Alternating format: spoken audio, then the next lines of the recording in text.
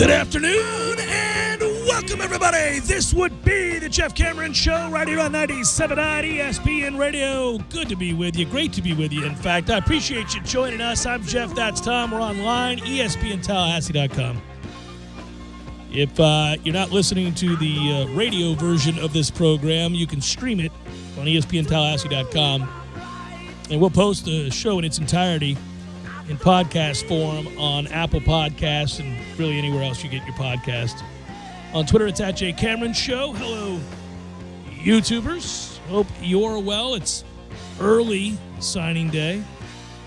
Not one that has too many of us all that excited. But real quick, choo-choo, Noles get the win last night in their ACC opener. Damn right they do, because that game was played here at the TLC-CC, and they don't lose at the TLC-CC. It is a remarkable run that we find our Noles in the midst of, 27 straight victories at home. And moreover, this was a conference game. We've stumbled out the gates in the last few years in conference play early, usually in a poorly lit cafeteria named Pitt.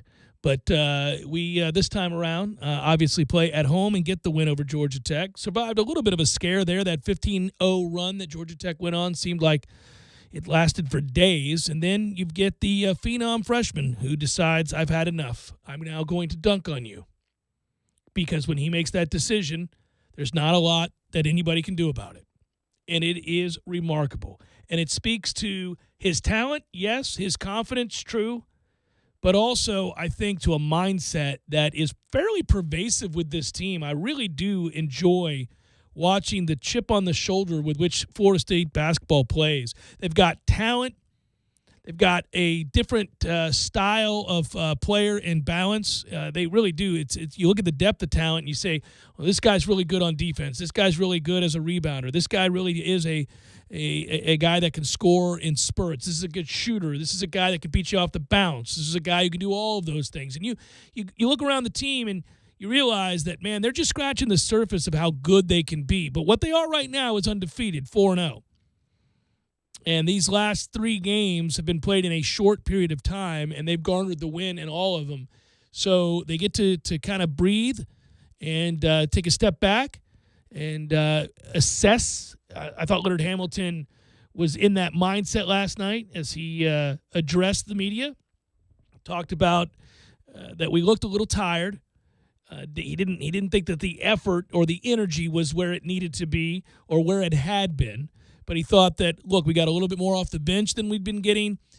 He's starting to and look how early he put Jack in the game. I mean, you're seeing he's working hard to get kids time and to see where they best fit and how they can help this team off the bench and gel, all of that. They're working on it, but they're winning games while they're working on things. Given that Evans and Ngome weren't available last night, it was nice that Wyatt Wilkes was able to hit a bunch of threes, and Jack hit one of his threes in the first half. It was important because we started slow on offense. Then we paced the game a little bit as we got into halftime. You continue that momentum through the beginning of the second half, and that's when Georgia Tech goes on its run.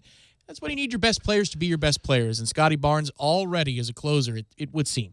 I really like watching Polite play the game now. He's become a completely different player. We talked about this yesterday on Tallahassee Game Day Court Report. There's so many guys that you can point to in a given game that you know are capable of carrying you for stretches at a time. And this emphasis on being a well-balanced team, allows you to highlight a different member of the team every week, every game. You find a guy that does a little thing here or there, not even something that necessarily jumps off the page when you're looking at the box score. Sometimes it's a little thing. It's about shutting a guy down defensively. It's about having the vision to hit the open man and make the extra pass, right? You see that in our three-point offense. You watch guys bomb away from the perimeter and do so successfully. Well, a lot of those are wide open looks. And our players are skilled enough that if you give them that look, they're going to knock that down more than they're not. They just are. And there was a time when covering Florida State basketball, A, would not be the lead today. That's for sure. And B, they didn't have the skill to take advantage of those opportunities. There wouldn't be these moments where guys got the open look, buried it, stretched the lead, allowed themselves some wiggle room, where if they began to play poorly or the other team got hot or something like that shifted, that they could withstand it. Now, they do this every week. Every game, you see a run that Florida State puts together that gives them that wiggle room, that room for error, that stretch where the other team can get hot and you're not buried by 10. You're not down by 15. Instead, you still maintain a lead after giving up a 15-0 run because you did all of the other things right leading up to that moment. And I can't say it enough. Sometimes I think, and I struggle with this, we all do. I mean, we all fight not to take for granted the good things in our lives. But as it pertains to just covering sports and watching a team or program, I think sometimes we're reticent to say that something's elite for fear that if you say it out loud, the basketball gods in this case, or the football gods, which we haven't been able to say in some time, will rise up and smite you, let you know that how dare you just throw it out there to the ether that you think you're one of the best 5 or 6 teams in basketball or football, right? Will knock you down to size, right? It's considered bad luck, and I don't believe in that stuff, but I understand it, right? But we also do it to protect ourselves mentally, right? We don't want to be let down because if you have high expectations for a team, as in they could win the national championship, you really are setting yourself up for disappointment. Only one team can win the national championship, and there are a lot of them playing basketball. But it occurred to me watching this team that, again, they're only going to get better, and they have a guy that has as much moxie and what for as I've ever seen from a freshman. We've certainly never had a player that plays or looks like him here as a freshman. We've had great players. We've had players that went on to have great NBA careers. But we've never had a player come in and from the jump look like this. Well, too, he was comfortable from the free throw line last night. I don't know that he's ever going to be an 80% shooter while he's here. That's something he can work on in the long term. But one of the holes we were poking in our own arguments yesterday was if Scotty Barnes is on the court late in the game, what are 2 things you can do to him? Number 1, you can sag off of him and dare him to shoot the three-pointer. He has to prove it more often in ACC play for teams to come out and guard him at that place. Number 2, you could foul him, especially when you're in the regular bonus, not the 2-shot bonus, and then down the stretch in the game. Put him to the line. Yeah. But he answered the bell last night. He looked a little bit more natural. He was only hitting 30% of his first, 12, 15 free throws. If he gets to a place where he can shoot somewhere between 65 and 75%, now you've got another weapon that if you foul him, it's not a good play for you defensively. So that's the key to me, because if he can take the hacks, because he's going to drive. He's going to get into the lane, yeah. He's getting into the lane, he's going to drive. If he can take the hacks and get the points to come away with in those possessions, then all right, man, then you have a bona fide closer in my mind, because he can always kick out off of what he's going to do driving the ball to somebody else who can hit the 3, like Polite, like MJ Walker. Well, and I guess back to my point about expectations and embracing them, I would tell you that when I watch this team, because they are well-balanced and because they have stone-cold killers and guys that aren't afraid of the moment and guys that do take over games for long stretches and many guys that can beat you in a variety of ways, I have embraced the expectations now. We're 4 games in. I wasn't sure how long it would take for guys to mesh. I wasn't sure how long it would take Scotty Barnes to adapt to big-time college basketball.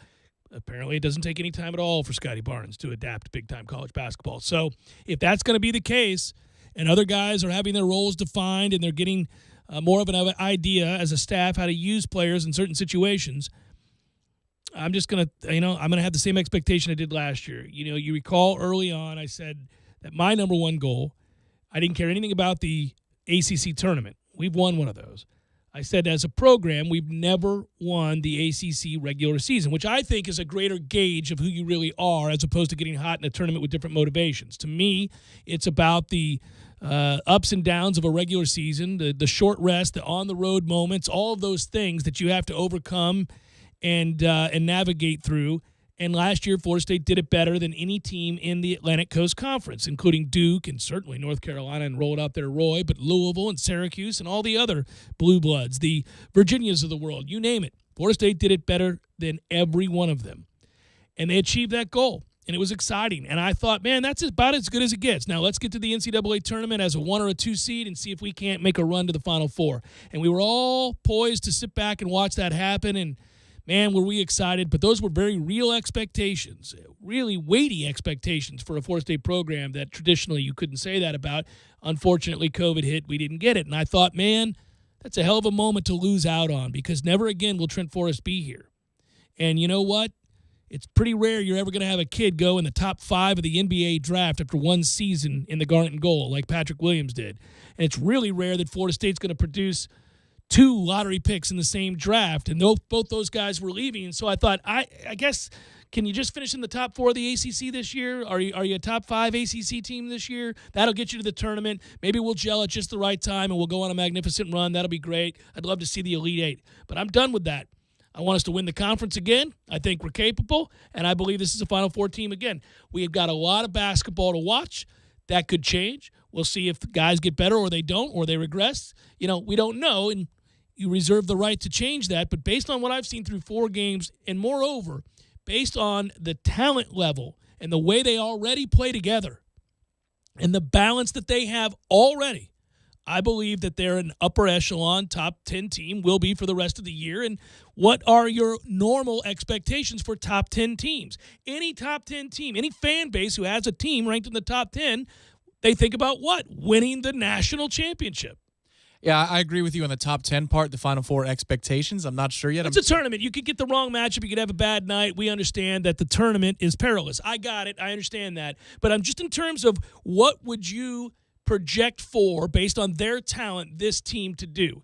Well, I think they're capable of being a Final Four team. I get, again, the weirdness of an NCAA tournament. We've watched it. Hell, number 1 seed Virginia 3 years ago lost in the opening game. It had never happened in the history of basketball, and that happened. So I know it's weird, and you can't set it in stone, but the expectation doesn't shift. No, expectations and predictions are 2 different things. Right. Like, you can have Final Four expectations, and they can be legitimate. I'm not ready yet to do that, but I know the floor is really, really high. The floor is exceedingly high for this team man. because they're going to defend. They're always going to defend. I think that the problem is, as they're sorting out the issues on offense and how to use players in certain positions, like think about Malik Osborne this year. Mm-hmm. Still can't find a real home for him yet, can you? Yeah, you will. They will. They'll figure it out. But given what Gray is to start the season, which is a little bit of everything, and given that Balsa looks like he's going to be a mainstay. Good second half for him last night. Good second half for Balsa, man. Yes. He was soft as tissue paper in that first half. He'll get tougher. Buddy. He'll get tougher. And they're going to start to call fouls on him more. I think he drew 5 fouls last night. Yeah. Okay, that's the way it should be, because don't penalize the young man for being skilled and 7'2" or whatever he is. But I want to see the week when we go on the road. This is a couple weeks down the line. We go to Little John on a Tuesday. I know Clemson just lost last night to Virginia Tech, but we go to the road, the Little John, and then we host Duke that Saturday. Okay, that is a 1-2 punch on the 29th of December, and I think it's January 2nd that Duke comes to town. You don't have to win both those games, but I just want to see it. I want to see how Scotty Barnes reacts on the road in a place like that. It's not the same with COVID, but it's still a road game in the ACC. And then you play against the likes of a Duke. I want to see how the young kid reacts to those 2 things, and if he reacts well, then, buddy, I'm right there with you. You'll probably just be ahead of the curve. I am ahead of the curve, and I'm right on this. You know that's where they're going. They're a good team. I'm not talking about they're going to the Final Four. I'm saying that legitimate expectation or belief that they're capable of that's where you're headed. You know that. They're going to get better. This staff develops players. Players get better while they're here. They begin to understand their role. They get more comfortable. It's going to happen. Look at the balance. You have 5 players in double figures. This is every night with these guys. Calhoun hasn't even done anything yet in terms of, filling up the score sheet. Yeah, we know he can. That one basket he hit last night where he drives to an awkward position, but then it's a right-hand kind of hook, follow-through, teardrop finish. To get to that space, create the space, and then be able to finish and have it look natural, even though it's awkward all at the same time. Now I understand what Leonard was talking about. It doesn't always look right, but, man, does he put it in the back of the net. Yeah, that's a hockey term. Yeah, the bottom of the net. It's balance, and it is talent. It is athleticism. It is it's commitment to one another. They've got depth. They've got size. They've got athleticism. They've got talent, skill. 74-61 gets you some. 4-0, 1-0 in the ACC. Second straight game, Scotty Barnes has led FSU in scoring, this time with 16 points on 6 of 10 from the field, 4 of 6 from the free throw line, 6 boards and assists, 2 steals in 30 minutes, and, of course, on both ends of the floor, he's dominant defensively. You watch that kid. He does it all. MJ Walker adding 14 points, 2 of 4 from beyond the arc, 4 of 4 from the free throw line. Nice to have him driving the lane, knowing he shoots at over 91% from the free throw line. He was 4 of 9 from the field, 4 boards, an assist, and a steal in 35 minutes. He has quietly just been rock solid for this team. Anthony Polite, another double-digit scoring effort from him, 10 points on 4 of 7, 2 of 4 from beyond the arc, added a rebound, 3 assists, 3 steals in 34 minutes, by the way. Balsa, Georgia Tech was small. Balsa Should have scored in double figures. He did. He got to 10, 4 of 5 from the field, 2 of 4 from the free throw line. Did grab 8 boards. That's nice. Also doled it out 3 times in 26 minutes. Well done there. Wyatt Wilkes, a spark in the first half, 11 points, 3 of 3 from beyond the arc. He can do that. Raekwon Gray only scored 4 points. 1 of 5 from the field, but did add 16 rebounds. Oh, excuse me, 6 rebounds. 16 would have been extraordinary. That would have been yeah, the lead. Yeah, 6. Malik Osborne, quiet game, 2 points, 1 of 3, along with a rebound in 19 minutes off the bench. They haven't been able to figure out, as you noted, what he is. Calhoun adding 2 points. Still haven't really figured out what he is. He's got 6 minutes off the bench. Quincy Ballard scored 2 points, offensive stickback, and neither Evans nor Ngom played in this game, although I was told by Leonard Hamilton, I wasn't specifically told, he told everybody, that Evans would be back for the next game. That's a good basket for Ballard, given that Ngom wasn't there. You wouldn't get those minutes otherwise. So any little experience you can build that guy as a long-term project on a different speed of the assembly line, good. And I would think for Ballard and for Calhoun and Jack and others, you're going to have more opportunities Saturday against UCF. That's a 9 p.m. tip, and then Monday against Gardner-Webb, that's a 7 p.m. tip. So 2 good chances there before the holiday break, and then we play Clemson on the 29th. Yeah, we host UCF. They're 1-1. They got a win against Auburn and a loss at Michigan. They had games postponed. You want to talk about an audacious start to the season. They're like, hey, listen, this is what we want to do. We want to play Auburn, Michigan, Oklahoma, and Houston. Jeez, okay, put together a schedule, guys. But ambitious as it may have been, 2 of those games were postponed due to COVID, so they've only played the 2 games that are 1-1. A win against Auburn, a loss against Michigan. That is at 9 o'clock. Can we stop with the 9 o'clock nonsense? What is going on here? You want to just play at midnight? Jesus. That is football television. That's what that's about. ACC Network needed to stuff us late. We would have been earlier in the day if you didn't have COVID games concurrent to Championship Saturday. But given that we're playing football on Saturday at noon, and I'm sure they've got other football games following that, then they need to put us somewhere. I hate 9 o'clock. I would have preferred Sun Sports at 3:30. Would have been fine by me. Me too. It's National Signing Day, the early version. This is not a banner class for Florida State. They did get some help. We'll talk about it. We won't spend an inordinate amount of time on it, but it is a big day for a lot of schools, many of whom are having better classes put together than we are. Understandably, there's no surprises here. This is not a knock. It's just a picture-perfect a snapshot of where we are as a program right now, which is every day. Just little reminders here and there, little like, oh, really? Okay. No 5-star kids committing to Florida State today. Oh, very few 4-star kids committing to Florida State today. This feels a lot like a Wake signing period, as in Wake Forest. Sorry. Jeff Cameron Show, 97.9 ESPN Radio.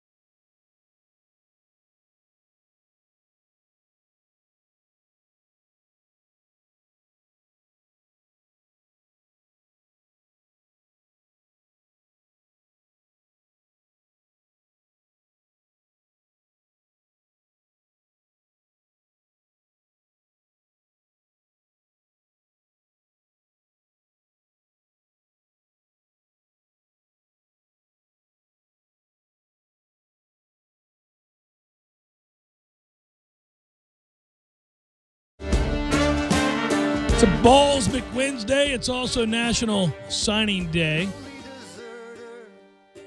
And this is a tough one if you're a diehard, long-time Knoll, because this is a day typically in which we celebrate as the rich get richer, and we used to be amongst the extremely wealthy. However, we have fallen off a cliff. We find ourselves destitute. And we are finding scraps in the hopes that it's enough to sufficiently fill us up, give us strength to someday climb back to the top of that mountain, Tom. War daddies. Oh, God. So, yeah, about that, the signing stuff and all that. Here's what it looks like all over the country, and most notably in the footprint of the South where we seek to compete. A lot of teams have a better recruiting class, according to the rankings, than do Florida State. And as always, Alabama leads the way, sons of bitches. One of these days, Nick Saban will leave his post, having served admirably. I wish that would come sooner rather than later, but since he is a cyborg and never gets tired. He may leave on the shield. I don't know that he's coming back with the shield. Damn it, man. I mean, sir, you have done all there is to do. Please go enjoy what remaining years you have in the creature comforts of your home on the lake. Go forth and enjoy the company of your wife and your children and your boat. Go sit out back and stare out yonder as the sun rises. Puff on a joint. Just chill out for a little while. All you do is work. All right, that's not enjoying life. All right? That's not living. You've earned it. You've done a lot of good stuff, man. And a whole heaping helping of winning. There's no more winning to do. You've done all the winning you can do. But alas, he does not feel that is true. He does not agree with me. And Alabama has the number one recruiting class in the country. Of course they do.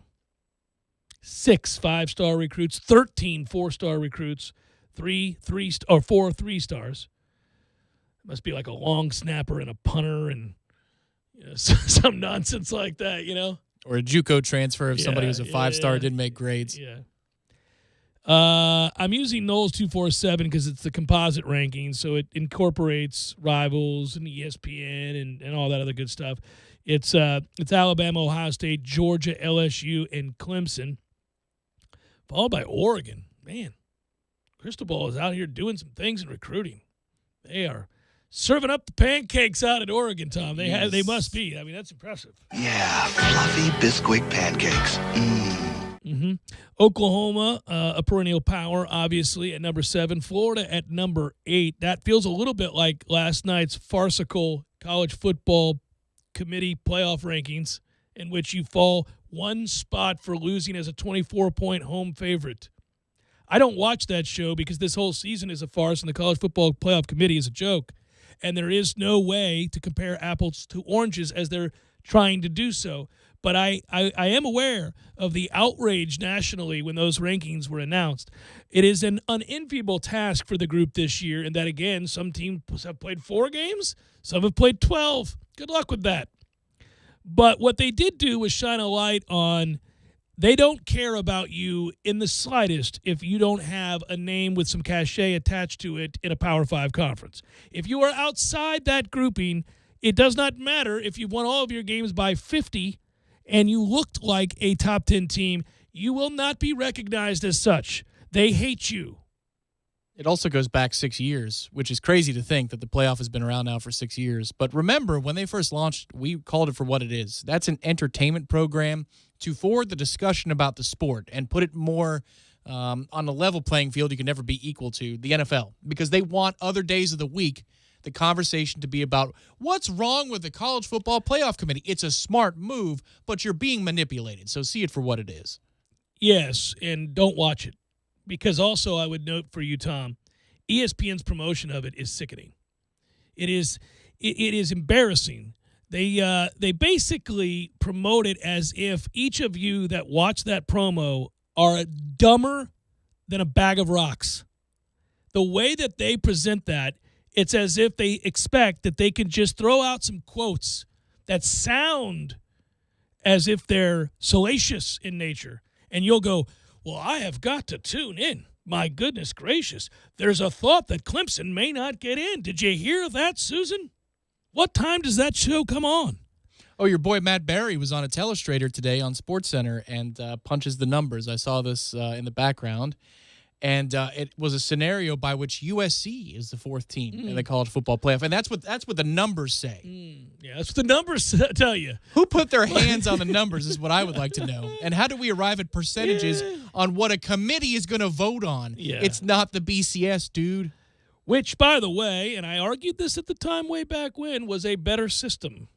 Yes, the BCS should have determined the +1 format, which is what they called it back in the day. We said it. I've said it back then. There is no perfect system without a massive playoff, but I understand that there are a lot of reasons that a massive playoff doesn't work. So, have the computer rankings. You can decide what you put into those computers. You can figure out what it is that's going to that it's going to spit out based on what you put in it. And, I think the good news is for us, if you're looking for good news about the recruiting class is closer to the top 25 than our football program is. That is true. So we got that going for us. That is true. But I cracked up this morning. I woke up thinking about the Noles win in basketball yesterday, thinking about a meeting that I had and some things that I've got to do. And then I checked, after I got out of the shower, the news of the day on my phone like so many of us do.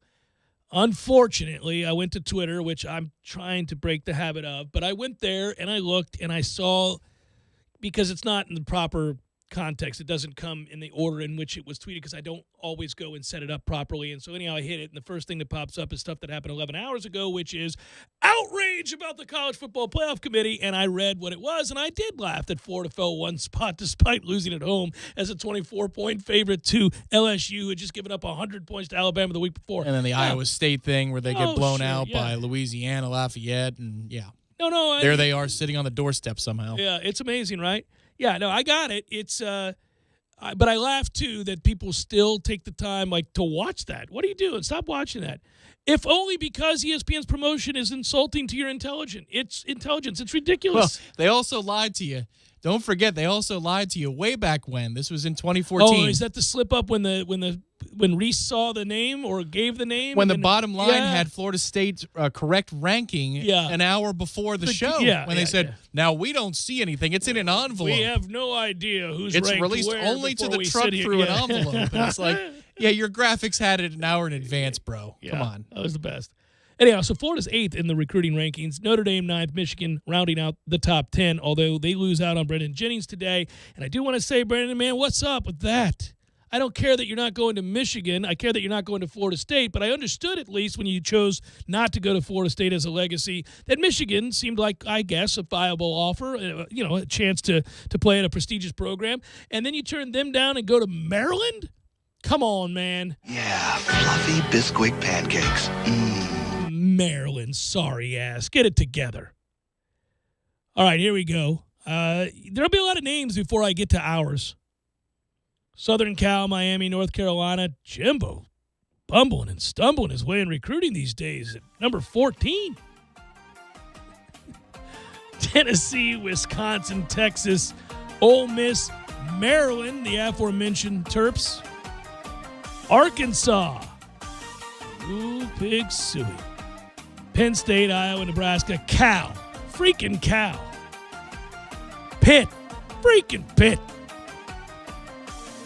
Missouri, freaking Missouri, Minnesota, row the boat. Not basketball. Row the boat is miles ahead of Florida State. Here comes Virginia is number 28. Utah, the Utes. What kid's like, let's go to Utah. Let's kick it with the Mormons. What? 29th. Washington. Okay. What are you doing, Washington? It's hard times. You need to be up there. It's a quality program. And finally, Florida State, 31st currently.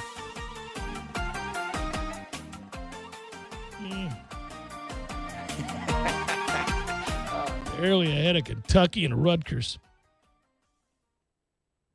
That'll hurt your feelings. So that's us. That's us. I'll get into the names. And We got Mackenzie Milton, buddy. we and did. It was a good get. Yeah. this was never the area that we needed to excel in because we couldn't. That's our fault a little bit because we didn't bring the guys with the recruiting ties. We need also, the portal. What are the portal rankings going to be? We are the Portal Kings this year. Let's go. We're already off to a flying start in the portal with Mackenzie Milton. That was a big one right off the bat.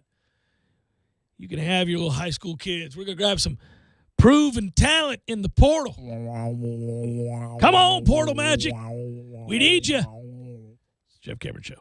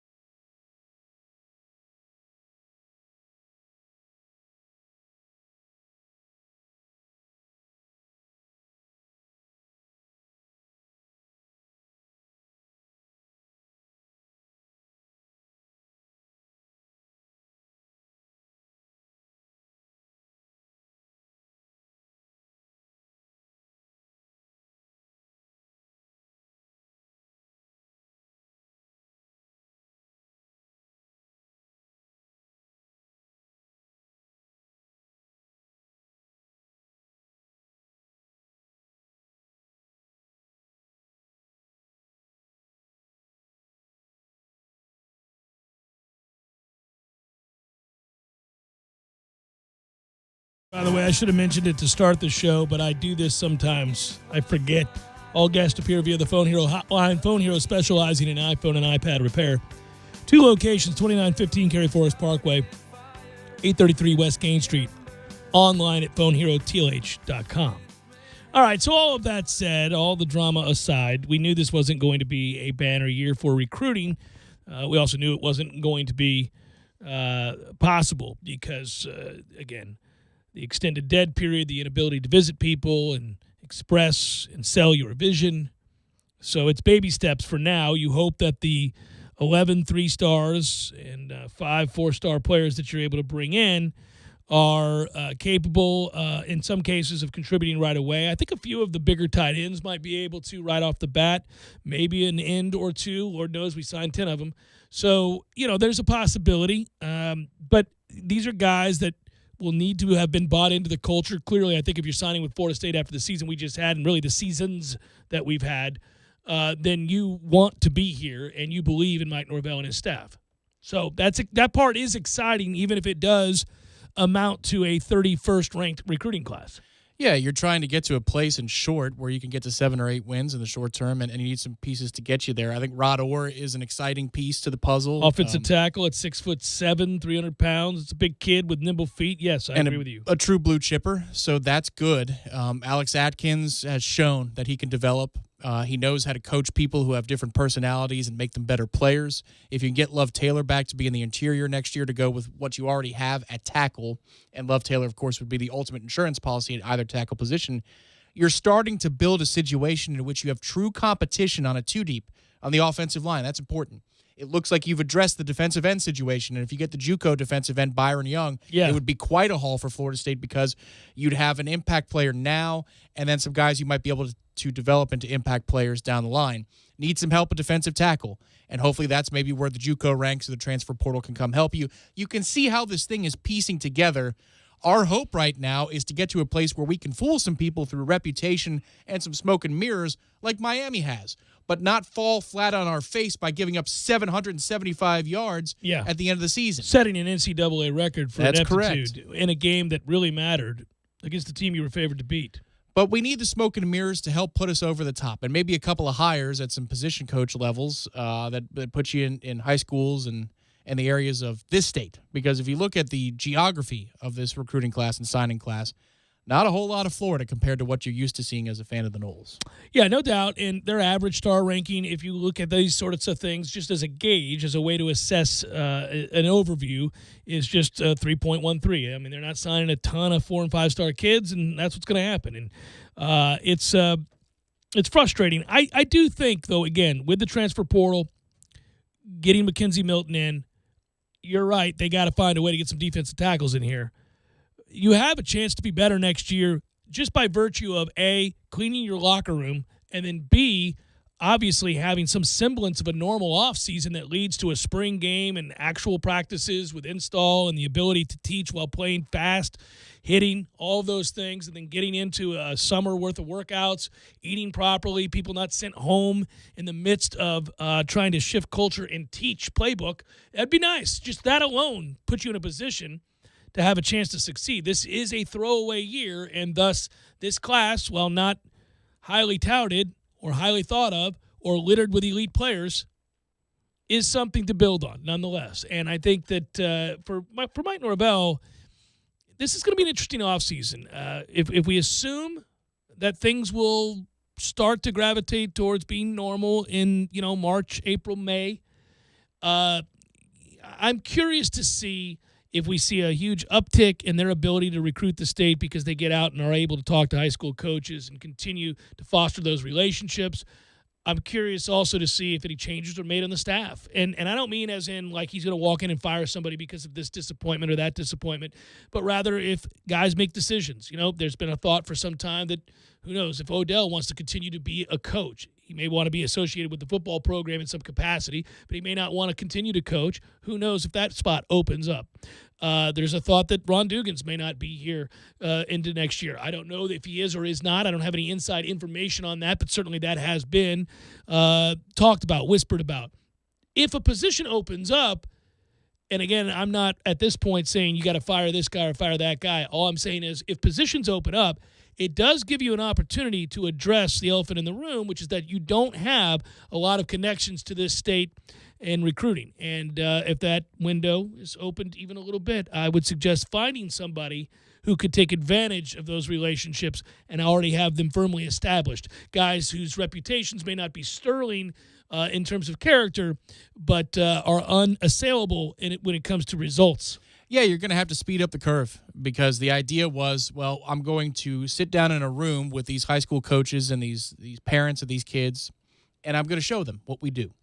And I'm going to tell them what we're going to do and what the expectations are. Then they're going to come see it for themselves in spring practice and fall camp. They're going to see the consistency of what this program is about. They're going to see the development, and they're going to see the fruits of that labor on the field. And that's where the momentum is going to sell itself because we kept our word. Well, you can't even hold yourself to a standard because there's no word to keep.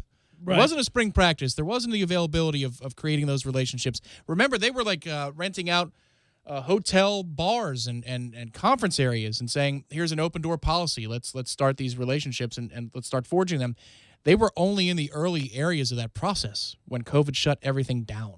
So you need somebody to help you kind of speed up that curve, make up for lost time as much as possible. And you don't have that guy on the staff right now. So if something opens up, I think 100% that's the way they're going to go. You know, I just opine and really wish and think and spend a lot of time, probably unhealthy, so, unwisely, thinking about the days where we have elite linebacker play again. Thinking about things that I took for granted for so many years, even on the bad Florida State teams, the thought that you would not have a Russian or that you wouldn't have at least one or two competent linebackers, let alone borderlining on elite, right?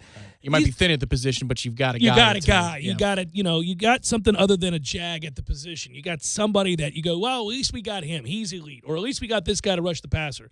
These last couple of years have been really tough just looking out there. If I'm solely looking at defense, these last couple of years sitting there thinking to ourselves, they really don't have a way to get pressure without having to bring it, without having to, operate via the blitz or the exotic. And even then, we're not good at it. We dial it up, but we never get home. And it was really frustrating to think that that's how far we've fallen. These rankings illustrate that point. The NFL draft will illustrate that point too. But I will also say that if they did anything right in this recruiting class, to me, it would surely be that they have signed an excess number of defensive ends, and a couple of which are thought to be slam dunk pass rushers. That's what little analysis I'll give you on the recruiting class is good.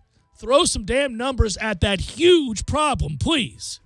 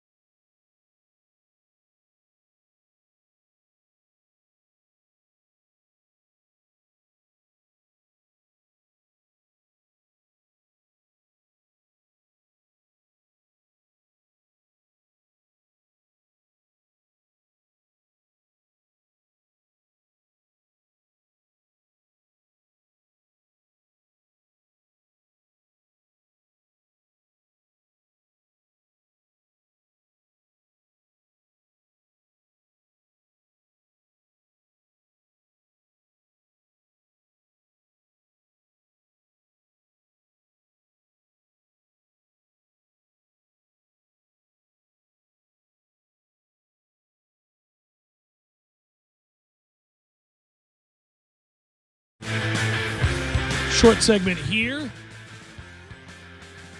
You know, you and I didn't get a chance to really expound further on what we think is going to happen with Mackenzie Milton. There were some whispers, and by the way, he's part of this class, and that's why you celebrate some of the wins. You don't have as many wins as you're accustomed to on National Signing Day these days, but one of the surefire wins, we think, is Mackenzie Milton coming in to upgrade the quarterback room. We saw what a player he was at UCF, undefeated season, two-time AAC Player of the Year, amassed nearly 10,000 yards of offense in his time there. I mean, this was a guy that has a quick and accurate release. I understand his completion percentage, Tom, but he throws the football exceptionally well. And he was a dynamic athlete. Now, we don't know if he's that anymore given the extent of that injury, and it was bad. Really ugly stuff there. His career was in jeopardy. So more than anything, I'm just rooting for him to be able to play the game that he loves. He seems like an outstanding kid that immediately shifts your locker room culture, because when you talk to people who know Mackenzie Milton and you talk to his players, they're all on the record, the quotes of Mackenzie Milton and about what kind of character he has, what kind of leadership he shows, and what kind of loyalty he has. I would think immediately Florida State has just shifted what's possible in terms of buy-in, because that guy is going to be the bell cow for this, right? He's going to lead the way. He's already saying the right things. From a head coaching standpoint, I want that guy to be the voice of my offense at the very least, right? Perhaps the representative of the team, because he understands the game and he seems sincere in delivering your message as a coach. That's important. I do wonder if we won't learn of, knock on wood, it doesn't happen, somebody transferring out at some point. One of the quarterbacks deciding, that's it. You know what? There's too many people here, too many dominoes. I'm going to be the one that falls. I'm going to leave. I'm going to go pursue it elsewhere. It's not strange in today's day and age to see kids make that decision the first time they face adversity. I hope it doesn't happen. I do wonder if it happens, but I'm on record as saying before Mackenzie Milton signs, if you had a chance to bring in an accomplished and talented quarterback, 100% you need to do it. That room doesn't feature anybody talented enough to worry about losing.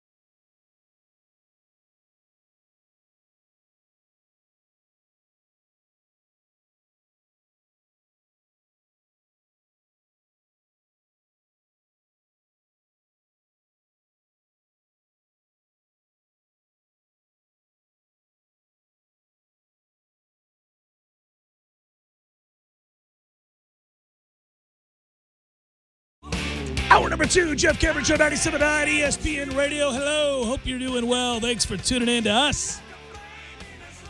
Jeff Cameron Show, that is. Myself, Tom Lang, Director Matthew. On Twitter, it's at J Cameron Show. Hello, YouTubers. I hope you guys have derived some enjoyment out of National Signing Day, early signing period, I guess I should call it. It's the early signing period haul, or lack thereof, for Florida State. There'll be some difference makers there. There'll be a few guys that will have an impact on Florida State in a positive way, and that's always exciting. Maybe it's not the number of kids that you were hoping for that have that impact. Maybe it's not the high-end quality of those players that we're accustomed to getting, but there'll be playmakers here. There'll be a few players in here that 3 years from now, 4 years from now, we're looking back on going, that was a good day, man. That was a really good get for them. So keep that in mind. And you know, it's relative, I know. By way of comparison, Florida State is traditionally a top 5 powerhouse in recruiting. When you're in the 30s, as we are now, it feels like all is lost. But it's relative. I mean, you're still one of the top 35 schools in the country in bringing in talent. And there are teams that every year recruit to a level that is far outside of that and find a way to succeed where they play. BYU never has a good class, and they win 9-10 games on a consistent basis because they develop kids, coach them up. Also because they get the services sometimes of 30-year-olds. But nonetheless, they find a way. And development will have to be key here now over these next 2 years. If you put something on the field that is an improved product next year, and by the way, I think they will. You've heard me say a lot, I don't think they'll be good. I don't think they'll be good. And that's, again, relative, right? Good around here is, can you win a national championship? Or good or great around here is, are you in the running to win even your division in the ACC? Because that means, obviously, you got to knock off Clemson. No, we're not going to be that. We're not in the running to knock off Clemson. We're not one of those teams that would be considered for a college football playoff, not even close. But I think they'll be better. They'll have to be, first of all. But I think just having a freaking spring, having practices, having a real off season, having the ability to, again, develop and relate and teach is going to be huge. And from there, you know, it's the ACC, guys. You'll walk into some wins here.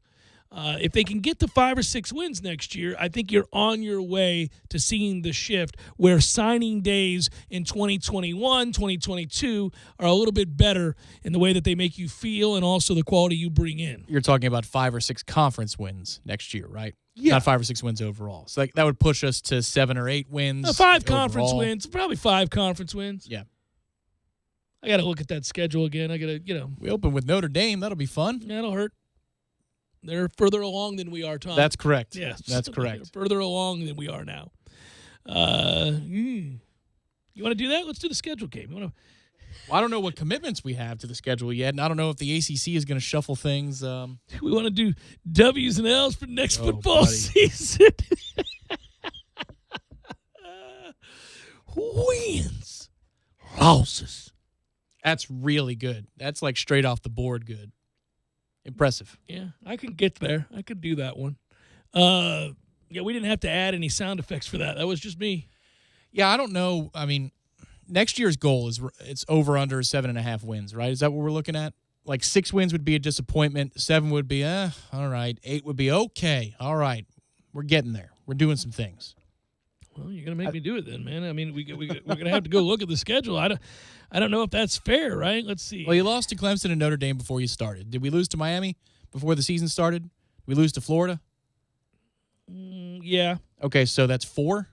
So now you're dealing with 8 wins available to you. You got to win all those games. Here we go. Football schedule. You got Notre Dame to start. That's 0-1. Then you play Jacksonville State 1-1. Then you play UMass. Jesus, that's a well done. Mm-hmm. That is well done, Florida State. 2-1, baby. Oh, these aren't in that order. Okay, I'm in the wrong order. Okay. These aren't. One of them will be put before Florida, I would think. Yeah. So you here are your games in no particular order. Your out-of-conference games are against Notre Dame, Jacksonville State, UMass, and Florida. So would you go 2-2 in those games? Probably. Then you've got at Boston College. I can't mark that down as a win. Boston College looks well coached, and they've had a fine season. They'll be in year 2 of their program for the current staff. So I don't know. They also have Jaden Lars Woodby defending for them. What in the world? Why? What's going on with some of these guys? The transfer market, that'll tell you, they're not well thought of. Right, yeah. I mean, sweet Jesus, Boston College. Hey, look, and I wish that kid well. He got his degrees, a hard worker, smart kid, represented the university fine. He just didn't make a lot of plays while he was here. Good luck. But man. Durden to NC State. NC State? Yeah. That'll hurt your At least Trey feelings. McKitty went to Georgia to catch 6 or 7 passes for the season. He had a touchdown in a game 2 weeks ago, I think it was, like a long one. I went, there's Trey McKitty. I hadn't heard his name all year long. Might be his only one entering, I think, Monday and entering this week. So, and I think, did they cancel their game? Anyway, it's 6 or 7 catches for the season. That's what he transferred to. Yeesh. Well, their offense has been sorry as hell. Their quarterback play has been. You'd have been better off here with this guy. I think that's true, but he was beaten up and tired. He had seen too many things. It's understandable. It is. We'll lose at Clemson. We play Louisville. Damn it, can we avenge that, please? Just beat Louisville, sorry ass. Circle that game. You got Miami. Who knows with them? I don't know if they will have recovered from giving up 4,000 yards in one game, blowing any chance they had to alter their reputation as choke artists. NC State, you could beat them, yes. Syracuse, yes. Good to see you back on the schedule, Syracuse. Yeah, they're on our half of the conference. It's nice to get them back. Come on. Every year I need to see you, Syracuse. That's the kind of partner I want to dance with. Syracuse.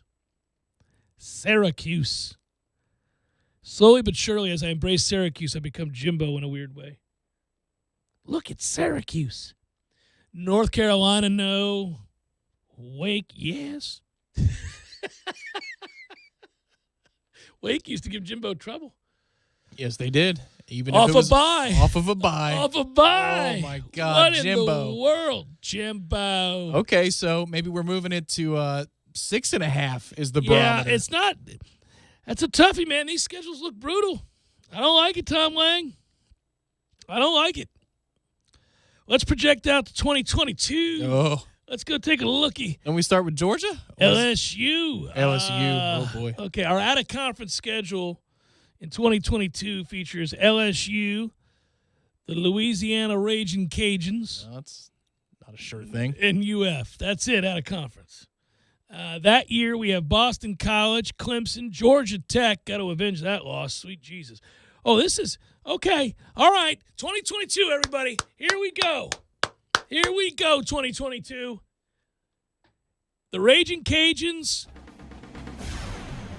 Boston College, Georgia Tech, Wake, Syracuse, NC State, Louisville. Here we go, 2022. A lot of those teams are in our division, yeah. Oh, no, that's a bunch of soft ass. We ought to win that. There we go. We're winning 9 games in 2022. And then we're off to the races. Off to the races, buddy. Here we go. 9 games. 2022 is our time. It's not their time. It's our time. You get the right bowl, we could win 10 games. Well, let's see. I'm going to go win there, win there, win there. Okay, count them up. 1, 2, 3, 4, 5, 6, 7. Okay, 9 was a bit much. 8 wins. Oh. 8 wins in Cutting 20. the music. Oh, come on. 8 wins. From where we sit currently, as we reside in the depths of poverty, you would take 8 wins. That's suburbia. That's heaven. You're living in a nice 4-bedroom, 2-bath, 2-car garage. So you're telling me it's going to take 2 years to get to 8 wins? Yes. Well, it's not going to be next year, Tom. Very excited about this recruiting class. It's not going to be with 8 wins being the ceiling, you know? Yeah. It's a project. It's a long-term project we got going on here. We're in the early stages of a long-term project, but we've broken ground. We're like my friends at Clarn Country Club, Tom.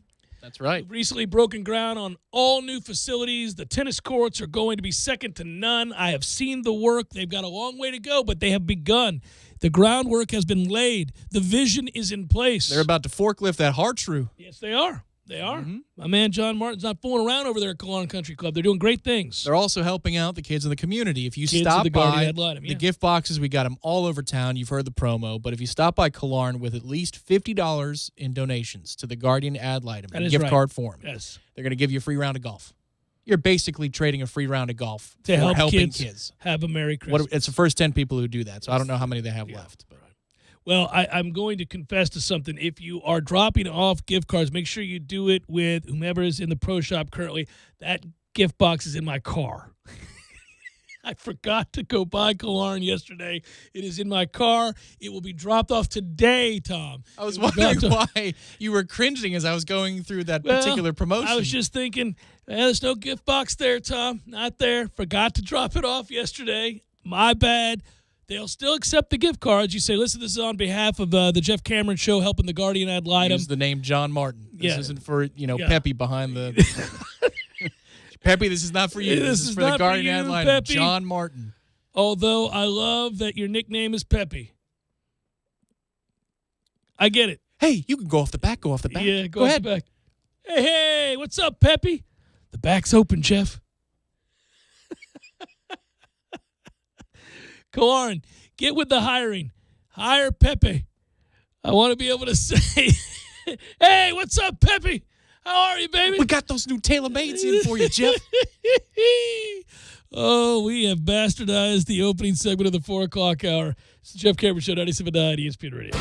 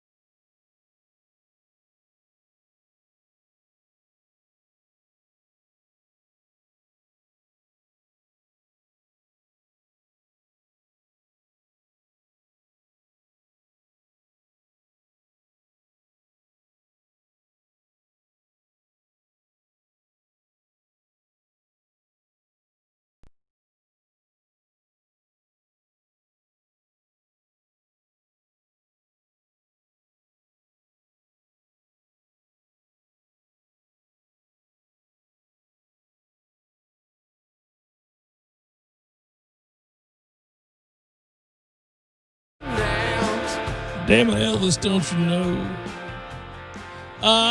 So here is Mike Norvell talking about the recruiting class. He was asked by our dear friend Christy, wonderful human being, about the defensive lineman signed in this class. Christy of Knowles 247 asking the question. Here is the head coach, Mike Norvell. Yeah, that's one of the true bright spots of this year's class. Up to this point, is just that defensive front. Guys that are versatile, all guys that provide pass rush capabilities. It was a big focus for us. I think when you look at guys that can play on the edge. All five of them have played at the end position. We think guys that like Sean Bray, Josh. That you have the ability to be able to even bump down as in pass rush situations as we continue to see those guys develop. But then they're like true edge rushers as we see with Patrick, the big get with George here today, and Byron Turner. I mean, all three of those guys I think are true ends and prospects, big ceilings. Great room for development here in their future, and I think addressed a major need that we had, and we're definitely excited about that group.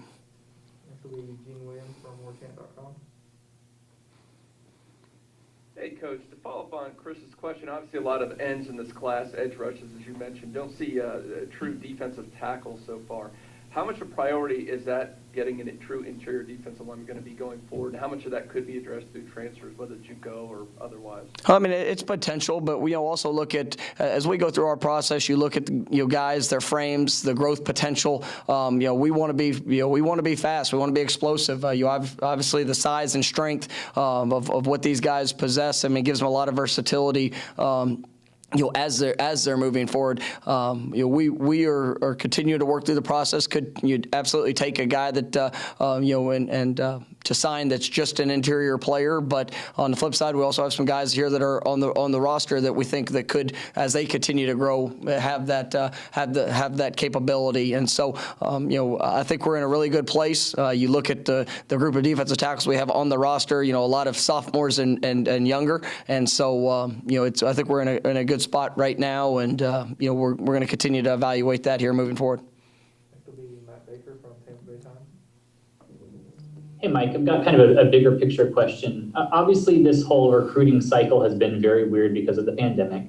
Is there anything that you've liked about how it's all shaken out? And the flip side, what concerns do you have kind of long-term with this class because of how weird everything's been? Yeah, I think it's always tough when you don't get to see more face-to-face in-person evaluations. I mean, that's why we relied heavily on relationships, and as you look at it, not only guys that we've been aware of for years, years prior, but also guys that they've either been coached or I'd say almost represented, from the high school coach or position coaches of guys that have been former Seminoles, and it's pretty remarkable as you look down at this list. Just the connections to our program, the relationships that have been developed. I mean, we've one of the things that we've done throughout this process, we've watched so much game tape to really try to assess the mentality, because that's something that's critical. Is we want the biggest, strongest, fastest football players that we can get, but we need the right mentality, the makeup of who they are.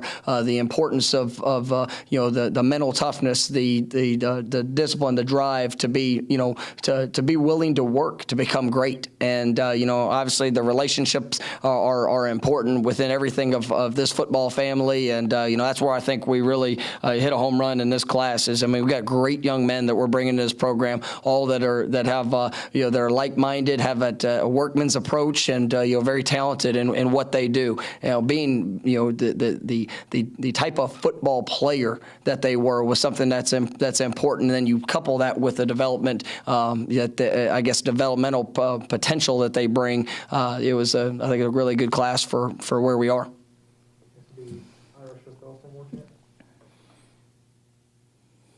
No, when George Wilson had his ceremony, his mother made a comment that Coach Odell and the staff really made her feel comfortable sending her son down here to school. How long have you guys been talking to their family, and how were you guys able to build that relationship that quickly?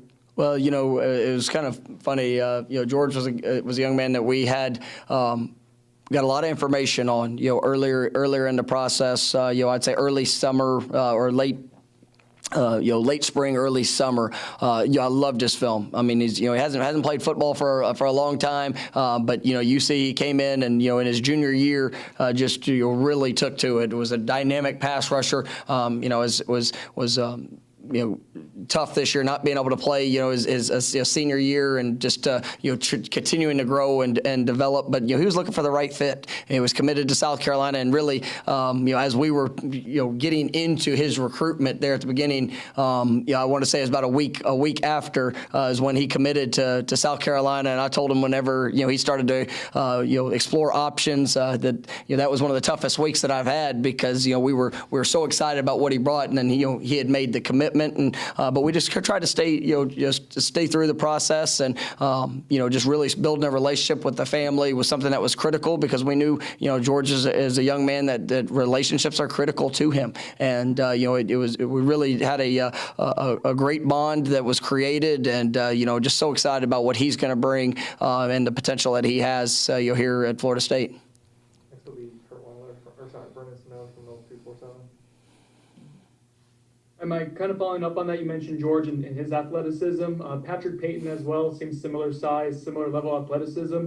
Can you kind of just discuss his recruitment, and also just to have both those guys in this class, the importance of that type of speed coming off the edge? It was critical, and Patrick was a young man that I think he had 17 and a half sacks as a junior, and when we got here, was so excited about him. Offered him early, within the first couple of weeks that I got the job, and just going through that process, I know he had made a commitment to another school. We were excited about working to get him up, and then when the quarantine hit and the dead period and all those things happened, we just had to do a wonderful job of the virtual recruiting and building that relationship. And Patrick, I think, has all the upside in the world. He is a great young man. He is a driven, hard worker. I mean, his best days are in front of him. But you look even in the shortened season, going to Miami Northwestern, and in every game that he played, he made an instant impact, scoring touchdowns, whether it was interceptions, fumble recoveries, quarterback sacks. I mean, his ability and the physical development that he showed in being able to play the run, and just his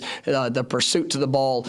I think if you look at George, Patrick, and Byron, I mean, those guys that are kind of those true ends, coupled with Chambray and Josh, guys that can play all over the defensive front. I mean, it was a critical piece, and with getting Chambray and just his versatility and what he can do, it's going to be a dynamic front, and one that I think. Yeah, and we're going to interrupt there. He continues to talk about this, but that really is the highlight of the class, is the fact that they were able to get rush-ins. They desperately need him. We can't get to the quarterback ever.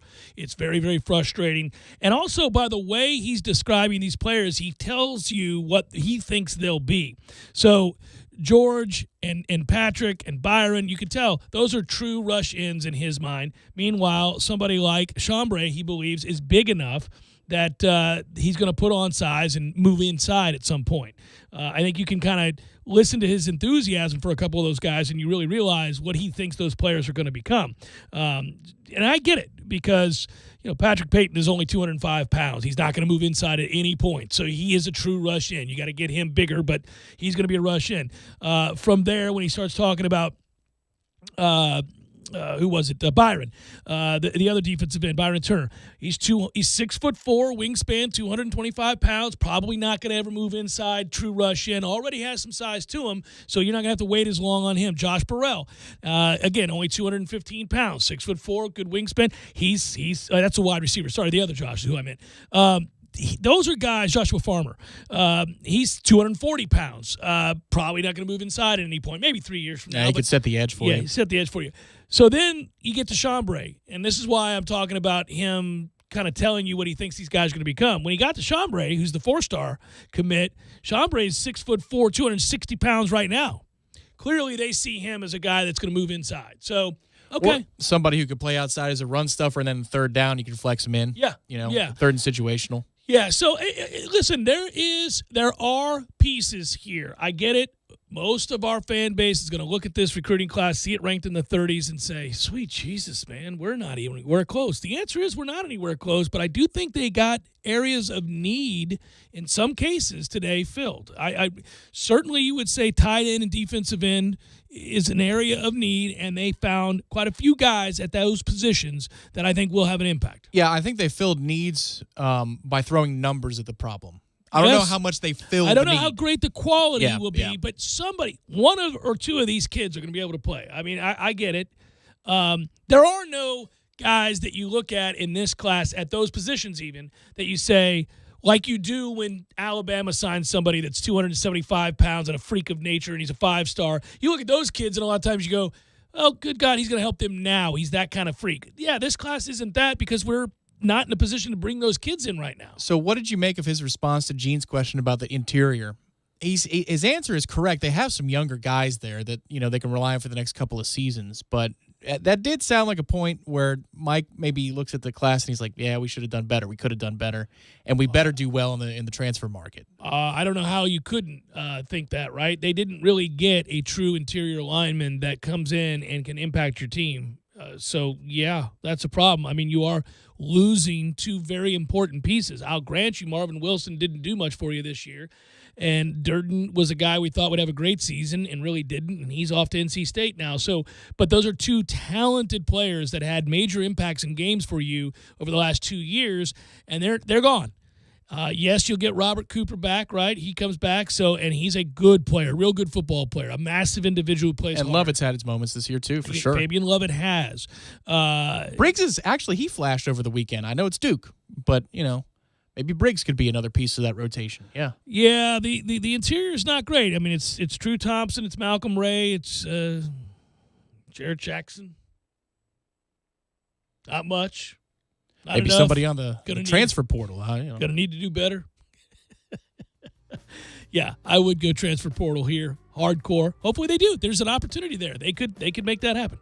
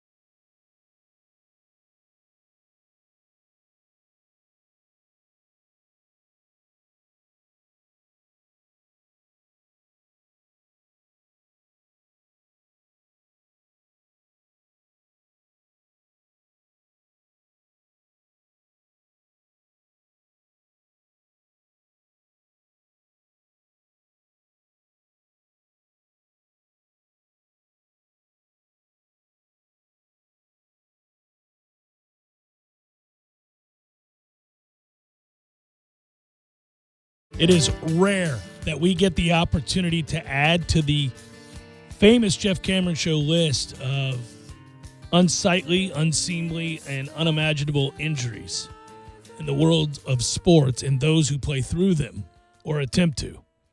But we got one today, Tom. I don't know if you've seen this story, but when I did, I about fell out of my chair. It's fantastic. This may be the best injury I've ever heard of. What? I'm telling you. Now, it's tough to beat having the groin pulled, ripped from the bone. It is tough to beat a baseball player who once played or attempted to play after suffering from internal bleeding in his testicles. Those are toughies. Swelled up like a grapefruit. Like a grapefruit, indeed. We've seen compound fractures more than we like to remember. We've had players who attempted and loved the game so much to continue by getting pain shots with long needles into their necks in order to avoid the sharp and agonizing pain of a muscle tear. Old Kaz Matsui had a problem with the end of the digestive system in that area. It's a toughie. So I don't go lightly down this road when I tell you we've got a new candidate that will rise on the list of injuries into the all-time category. I usually don't throw that around loosely. We take it very serious here as we document the devastation that professional athletes, collegiate athletes, athletes of all kind go through in attempting to play and or suffer injury and not be able to play. I mean, it is usually more notable when they attempt to move forward with a grotesque injury, like so many hockey players do, for example. It's always something to marvel at. But here you go, guys. This is a good one. Detroit Lions center Frank Ragnow, really good player, Ragnow is. It is said now played through, although he missed practice this week, played through a fractured throat. It doesn't even sound like a thing. He played an entire game despite fracturing his throat. Oh! He missed practice today, however, with said fractured throat that he suffered in last week's loss to the Green Bay Packers. The NFL Network first reported this injury. They said it occurred in the first quarter of the game. He played all 68 offensive snaps against the Packers. His status for this week is in doubt, however.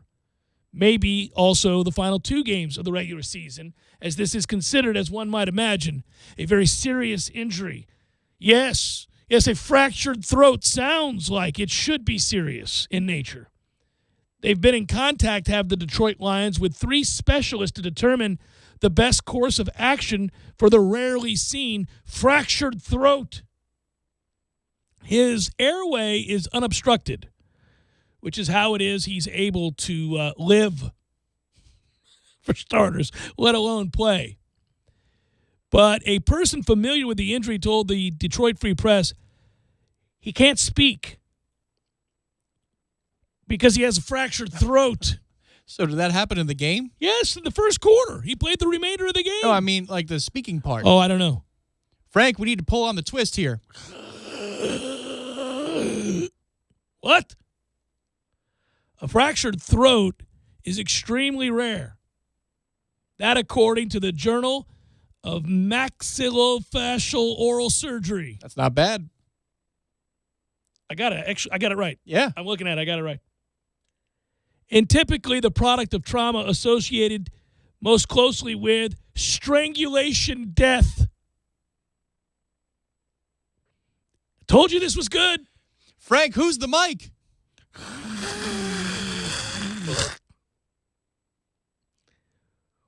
Say a number. Indianapolis Colts defensive tackle Harry Anderson suffered a similar injury in 2017. Sounds like a porn star. Suffered a similar injury in 2017 and kept him out 7 games.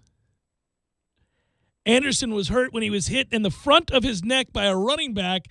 It eventually required season-ending surgery.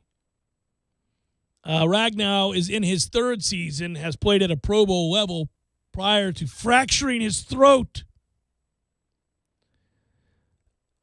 Quote, he's grown as a player in every way, as a player on the field, a player off the field. He's fun to coach, and the biggest thing for him is being a team leader, excelling that way, said his offensive line coach, Hank Fraley. He's coachable. He's willing to be coached. He's always trying to strive to be better. I just enjoy the energy he plays with, and he brings down to down on the field every week. He's going to be a heck of a ball player for a very long time. That is, Coach, if he can get over the fractured throat. Joe Dahl is a rookie, and he'll fill in for him. The Lions played last week without starting right tackle Tyler L. Crosby because he had an ankle injury, just a mere ankle injury. It's not a fractured throat. That sissy should have taped it up and got out there, but no, he's going to miss the game. Meanwhile, my man's over here fracturing his throat in the first quarter, and he's like, no, sir, I'm not coming out. Or he wasn't like that at all. He was thinking that. He couldn't say it. That is unreal. I'm elevating that to elite status. That's one of the greatest of all time.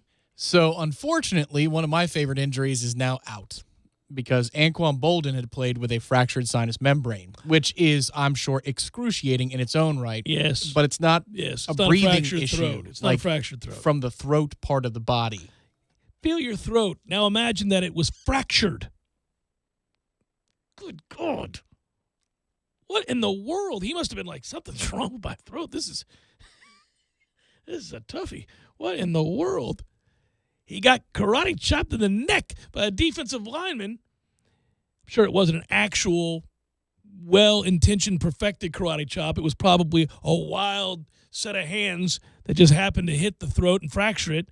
Strong hands at that. Frank doesn't remember me when I was coached by him at the Jeff Saturday camp. Yeah.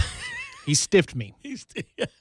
I wanted the instruction, and he said, go to hell, kid. Listen to you, Frank Ragnow. Here comes a whooping. So I promised, if I got the chance, I would Payback. karate chop him in the throat. And I did it and fractured his damn throat. You remember me from the Saturday camp? From the Saturday camp. I love it. You named the one center you could name in the moment. That's correct. That's great. I remember the Saturday camp, and today you will too. I'm coming for you, Ragnow. Ragnow's like, who is this guy? What in the world? Oh, he just karate choked my throat. Station 3. Station 3. Session 2. That is awesome. 68 offensive snaps after suffering that injury. I do like that they throw out there, well, he wanted to give it a go, but they're telling him no. And, the final few games are in doubt because he can't talk. He can't eat. He can't. Jesus, this is, ooh. It doesn't take the number one spot. I mean, compound fractures typically lead the way in gruesomeness. And certainly bleeding testicles are high on the list of things that you don't like to have to report that we have talked about before. Yeah. But or the window shade bicep. Oh. Or the window shade hamstring. I don't know which. Now, whenever we play this game, I always ask you, which would you prefer? The snapping of a hamstring so that it rides up the back of your leg and into your buttocks, or hemorrhaging testicles, or fractured throat. Where are we going? Which one are you taking? If I have to take you one, got to take one. It's the hammy, isn't it? It's the hammy. Oh, we had a guy. I got to tell you, you know this story. It was one of the greatest things I've ever heard, and I fought so hard not to laugh hysterically. But it would have been the wrong thing to do because this man was very serious as he told me this. We had a guy we worked with for about an hour. Right. Came in here, right? Right. Okay. Right. Yeah, he was here very briefly. Nice enough guy, whatever. But that guy, he didn't last. That guy, one morning, I came in here very early. I had to do an interview. I don't know what it was. I don't know if I was talking to Coach Ham or something at like 8 a.m. or something, but I had to get here early to do this interview. Maybe it was a coach's interview. So whatever it was, I came in, I had coffee, and he was already in his office. And because he was new, we really didn't know a lot about each other. And so I just thought I would engage in a little bit of chit-chat. I had 20 minutes before this interview was going to start. I'm sipping my coffee, and good day to you, sir. Good day to you. You're an early riser. Yeah, me too, blah, blah, blah. Now, he had a noticeable limp, and I asked him, this was more eloquent than I'm making it now. I kind of led up to it, but I asked him how he had hurt himself or, Was he born with that? I didn't. It wasn't crass. Believe me, it was nicely done. We were just talking about injuries and things. It arrived naturally in the point of the conversation. He goes, "Oh, I snapped my hamstring." I said, "You snapped your hamstring?" He said, "Yeah, I was on a ladder one time in the garage, and I was trying to put up shelves, and I was reaching for something, and the ladder slipped out. And so I did what would be basically seen as a massive split, an unnatural split for me as a man, and I heard it snap. Well, it snapped and removed from the back of my knee all the way. It shot up through into my buttocks. It was snapped like a rubber band snaps back.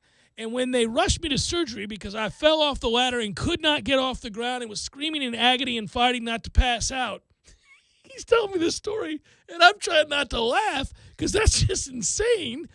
The ladder slips and you snapped your hamstring in the garage. He Doing said, a Jean-Claude Van Damme on the way down. Oh, he said that they got him there, and when he came out of surgery, now this would suck. They put you under the knife immediately. They know, oh, this thing is snapped. We got to reattach it. So they get in there, and they can't get to it. It's coiled up too far. They can't get it out, and it's in tatters. It's frayed. The damage is so severe, they've got to find a cadaver's hamstring and start anew.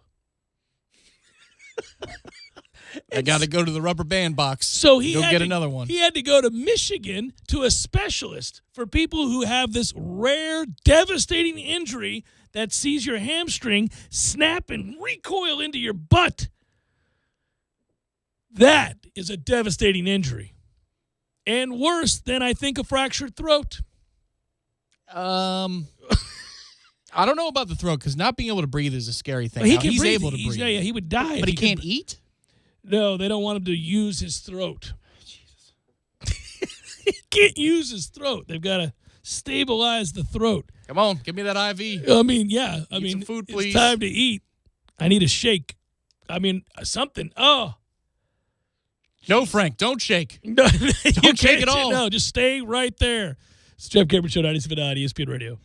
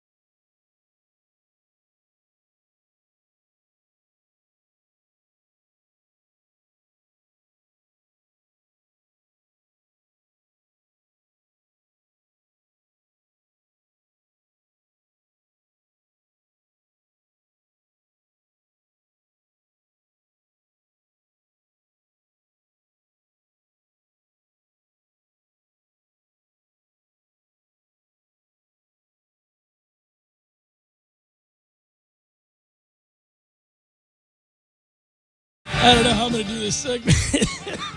Luckily, you only need about 2 to 3 minutes. Oh,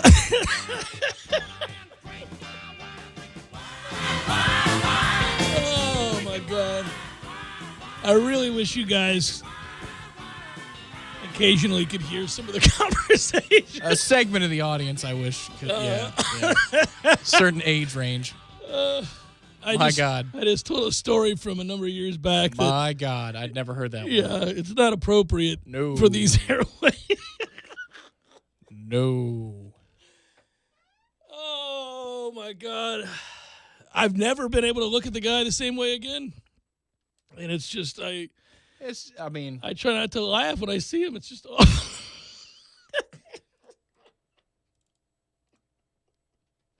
This is unprofessional. We got 90 seconds left. I apologize, everybody. I hadn't thought about it in a long time, and I just told Tom and Matthew this story that I can't believe I've never can't told. believe the wording behind. Yeah, this is. Wow. Yeah. That's the wording.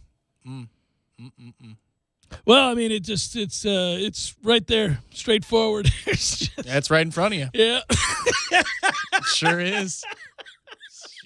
The play to be made is right in front of you. Oh, yeah. It's right there. It's, every coach ever. It's right. Keep it right in front of you. It's right there. Oh, man. Boy, I know. Okay. That is. Yeah, I'm going to be professional in about, I guess, 2 minutes. You guys bear with me.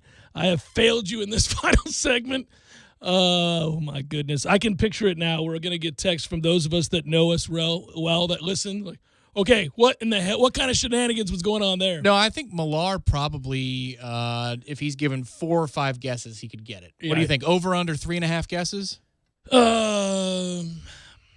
Yeah, I think probably under. He could probably get it. And then I would also, well, what used to make me laugh, that story I can tell on the air, you just brought up Millar, is at the old place of employment, I would throw the football with Matt during the commercial breaks.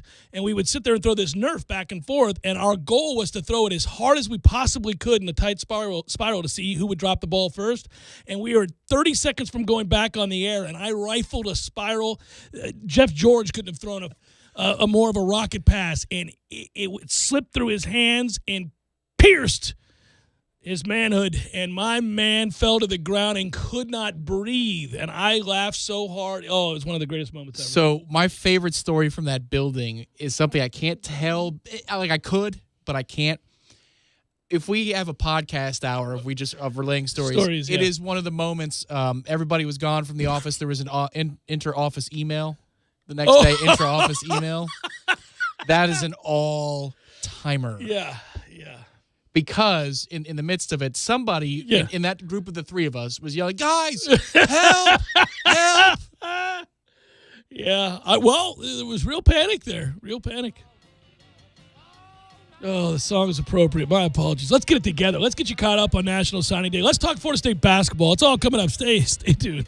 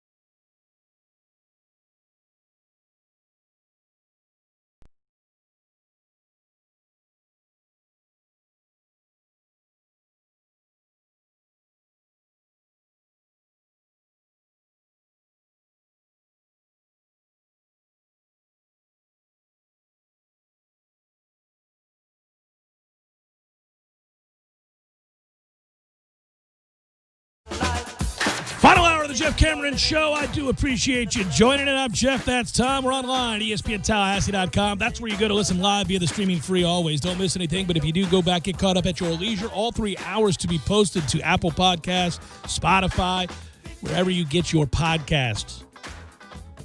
We're on YouTube. Hello, YouTubers. Email the show if you like, JCS at 979ESPNradio.com. On Twitter, it's at JCameronShow. Noles played basketball at the TLC-CC last night. That means the Noles won a basketball game. Recruiting, this is a year. Tom and I were just joking off the air. For a show, and you guys, if you're new to the program, maybe you don't know this about me. For as much as we talk sports, Florida State sports specifically, and it's the central theme, we also tend to meander and go all over the map and talk about a number of things because it's my show and I can do that. One of the things we haven't done for a long time is really dive into recruiting. And I've always acknowledged that recruiting's important. I don't ignore recruiting because I think it doesn't matter. I know it matters. And I know 5 stars matter and how many of them you get. It matters. I don't like it when I hear people say, oh, it really doesn't matter the stars. Yes, it does. Yes, it does. It does. It matters. It's the lifeblood of a program, and it tells you whether or not you really have a chance to succeed long term. Now, you can have bumps in the road. You can have setbacks and overcome that, especially if you have cachet. If you're tradition rich, you have an opportunity. And that's what we have to hope is the case for Florida State, because this is humbling, this experience currently, when you go to check out the recruiting rankings. Tom mentioned to me, aforementioned discussion off the air, I don't even look at this yet, Jeff. I'm not even because I was telling him about certain teams that were in the top 50, and he goes, I haven't even looked at it today because we're so far removed from mattering within the top 10 of recruiting that I haven't had a need to go speculate or take a look at where we're at because it doesn't matter. We're so far out of the picture. Well, I can tell you it used to be, and this is when we had the regular signing day, not the early signing period. But remember, we'd have like visual aids throughout the building. And, it was a big to do. Yeah, Alicia, our former colleague, would put together all the graphics and all that stuff. I got to give a shout out to Alicia, who we both love, great friend and good person, and was an awesome employee for ESPN Radio. But she was the only thing that made me care about recruiting. Because she got so damn excited that she would write out the names of the kids and where they're from and what their star ranking was. And she had them on, we had them on poster boards. And I would crack up. I'm like, she'd be in there early writing it out. Oh, so-and-so said yes. All right. We'd go get some bagels and we had breakfast. It was a big to-do. It was. Well, because we were always even, towards the end with Jimbo, we'd be a top 5 or top 10 class. Now, he whiffed on a lot of the kids. He didn't properly vet the kids. Especially quarterback post-Jameis. He whiffed on all of them. If you look at the attrition of the latter part of his time here at Florida State and those classes, it didn't matter that they were the number 1 in the ACC ahead of Clemson or Miami in a given year. They sucked because the kids either didn't develop or he whiffed or they were just head cases, and that's unfortunate. But at this point in our program's history, it's about, well, can you poach this high-level 3-star who's a developmental prospect but has real upside? Or the film hasn't really been graded by a couple of networks, so if you look at the composite, he's low, but the one network really loves him. And you know what? He actually might be a steal. We're in the steal market. We're not in the blue chip market. Oh, it'll hurt your feelings. So it's hard to look at the blue chip market and give a damn at all about it. I'm doing something really quick here. I was curious. I went over to Knowles 247 here while you were talking, Tom. I want to see, does Kansas's recruiting ranking match their ineptitude on the field? So you're looking for the composite rankings that take Rivals and our friends at War Chant and ESPN and, correct, everybody 24/7 all together. Yeah, they're all together. And I was kind of curious, like, does Kansas rank behind, say, Holy Cross? Or, I want to see, are they that bad off? And I can't seem to find, I'm not finding Kansas in here. Surely they're not behind Northern Iowa or Montana State or Howard or Western Kentucky or Akron. The old Command F. And Cal Poly, yeah. Oh, that technology, Tom, please. You can't expect me to. Well, it's the same thing as I taught you the control trick. It's just Command on the Apple stuff is the same as Control on the Windows stuff. All right, I'll do it. I just did it. Look at this, guys. Command F, and then you could type in Kansas. K-A. I did. Right, I know how to spell Kansas. I did. I just typed it in. Where are you, Kansas? Oh, look at that, Tom. Boy, I learned something on the air, everybody. Command F Command F. is your friend. That's Control F on the Windows. I'm going to use it from here on out.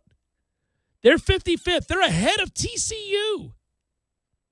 They have no 5 stars, no 4 stars, but they have locked in 21 3 stars. That's a good day at the office for Kansas. They're ahead of TCU. They're ahead of Northwestern, who's in the Big Ten Championship. They're ahead of UCF. Whoa. What? What's going on at UCF? Get it together over there, everybody. You're behind Indiana. You're just ahead of Appalachian State. What are we doing? Well, it could be that some of the other kids that are considering those institutions may be signing through Friday, or maybe they're taking it all the way to February, enjoying the ride. Florida Atlantic, 71st. Oh, no. Tough times lay in wait for you, Florida Atlantic. 71st? 71st. They're behind San Diego State, UNLV, Wake Forest. Oh, my. UNLV. UNLV?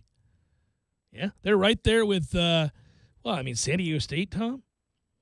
They're 2 spots ahead of UTSA and Tulane. Bend over.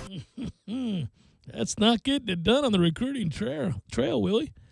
I see where other shockers, Florida State outside the top 30. Ouch. Oh! 31st. We're behind such football luminaries as Minnesota, Missouri, Virginia, Pitt, Cal. Virginia? We're behind Virginia. Bend over. That guy at Arkansas is kicking ass. He's got them with the 20th ranked class. Bend over. That's my man. Tennessee's 15th. How many times is Tennessee going to finish in the top 20 with these classes and not win anything of note ever? Good God, man. Texas A&M has fallen to 14th. Jimbo. What are you? Tisk. Oh, my God. 14th. Well, they may have big splashes that's right. on the horizon. Big splashes on the horizon. In which we do. Things in which we Got do. some kids signing on Thursday. The number one, I was shocked to see Brandon Jennings, who was going to come to Florida State. We lost him. He's a legacy. He decided to screw us, and he was going to go to Michigan. But today he decided to screw Michigan and go to Maryland. Really? Okay, Loxley. Now, that's a bridge too far, sir. Yeah, fluffy Bisquick pancakes. I mean, what are we doing? You're Maryland. Brandon Jennings, get your head. Come on, son. If you eschew Florida State for Michigan, I got no qualms with that. I mean, Michigan hadn't done anything in forever, but Either are we. I get it, and it's Michigan, and facilities and tradition and all that. Fine. Maryland? You screw us for Maryland? Well, he'll be in the portal in about An hour? 10 months. Yeah.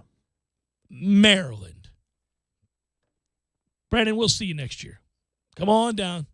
If you get your act together. Yeah. I'm sorry. There's a penance period that needs to be That paid. is absurd. Need to go to the sand pits with Maryland. Leonard Hamilton. George Wilson signed with Florida State today. All He's right. 6'4", 220 pounds. He's a defensive end. Is he twitchy? Oh, it's incredible! I need twitchy defensive ends, not lumbering edge setters. We've had a gazillion of those, none of whom ever sacked the quarterback, ever. Well, you got this guy. You got the Peyton kid I'm out of getting the Miami. Peyton all right. kid, too. But there's a JUCO on the horizon that we're trying to get. So that you could have a good class at that position. We signed Mackenzie Milton out of UCF. We got us a quarterback. I don't know if you were aware of this, Tom. He's from Hawaii. That's right. We signed Shaheem Brown, cornerback, 3-star out of Lake City, Florida. Kevin Knowles signed. He is a safety, and apparently he can play a little bit. People are excited about him. He's out of MacArthur, Hollywood, Florida. Oh, MacArthur. MacArthur's the school. yes. Hollywood, Florida's the city. Patrick Payton. There you go. You want to hit something? You want to celebrate that signing? Oh, it's incredible! I don't know. Maybe in 3 years. Maybe. He's 6'5", 205 pounds. I do like that he's got a scowl on his face. He looks very angry. He is twitchy, apparently, but he needs Josh Storm's help. He needs steroids. Let's go, Patrick. Kobe Gross, 6'3", 235-pound tight end. All right. But I got to tell you, I know he went to Diablo Valley Community College. I do like Diablo Valley. That sounds like a good place to me. It sounds like a place that breeds good football players. The problem is it's in California. And we know that the kids out of California rarely, if ever, work out here in Tallahassee, Florida. Yeah, but maybe that's not where he came from originally. Right. Maybe he's maybe he's went to Diablo. Yeah. Maybe he's from, Atlanta, Georgia, or Bradenton, Florida, or something. That'd be there you go. That would be his intro music as they announce the team. From Diablo County. Diablo Valley. That too. Yeah. Jordan Eubanks signed with Florida State. He's 6'3", 210 pounds, outside linebacker from Geyer. Went to live there in Denton, Texas. Good old Denton. Hunter Washington committed to Florida State. He's a 4-star, everybody. That's right, a 4-star. Woo! That's a corner out of Katy, Texas. I like kids out of Texas. Competition is steep. Big Rod Orr. Good name for an offensive lineman. That's right. Nimble feet, they tell me. Out of Gatson City, Gatson, Alabama. 6'7", 285 pounds. Lots of room to put on some weight on that frame from Rod Orr. Offensive lineman, that's a good thing. All right, that's a big hand.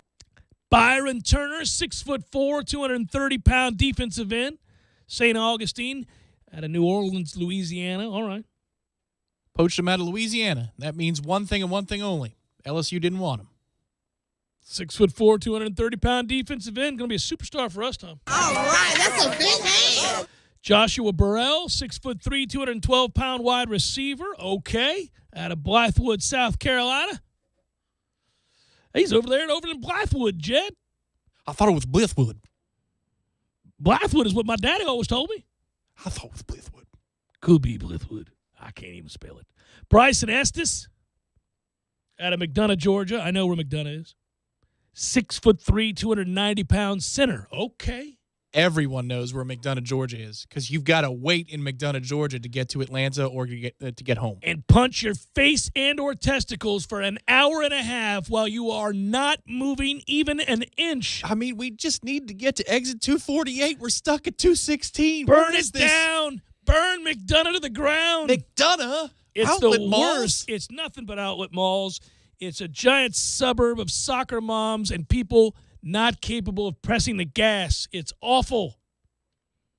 Every time I'm in McDonough, I call my brother to bitch for 10 minutes because he lives in Atlanta, in Sandy Springs. And I call him, and I say, I'm stuck in McDonough, and he chuckles because he knows what's coming.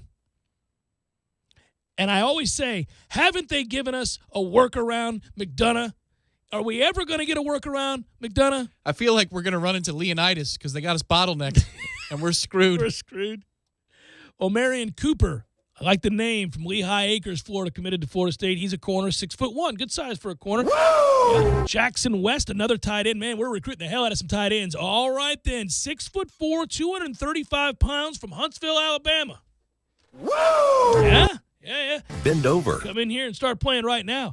I don't know if you've seen him, Tom, but this guy looks mean. Another defensive end from Havana. That's right, East Gadsden. Joshua Farmer has seen some things on the field of battle. Look at that face. He's an angry man.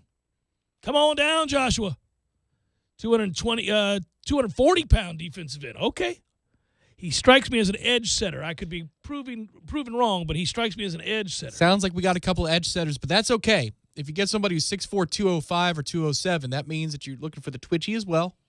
Need all things defensive line. I believe Chambray Jackson's going to be a star. He's 4 stars on the list here. He's out of Boone in Orlando, Florida. He's 6'4", 255 pounds. He's a 4-star. He's ranked at his position in the top 15. All right, Chambray Jackson, that's the way you do the right thing. What position is that? Defensive end. My God. We've got 74 defensive ends. Well, we have had none for the last 5 years, so good. Woo! That's great. When you've got none, it's good to add some. Woo! Another defensive end, George Wilson, has committed to Florida State, 6'4". Oh, it's incredible! Woo! Oh, man. You'd think that when they were in their meeting rooms and they were talking about recruiting, they're like, guys, we don't have any defensive ends, and we don't have any tight ends. I want to sign between the two position groups 20 it all adds up to 20 defensive ends and tight ends because we got nothing at that position. Yeah. Tired of looking at it. Norvell's guidance is, well, if you want to be better in all aspects of what we do, I challenge you to hit 6 to 8 defensive ends. Yeah.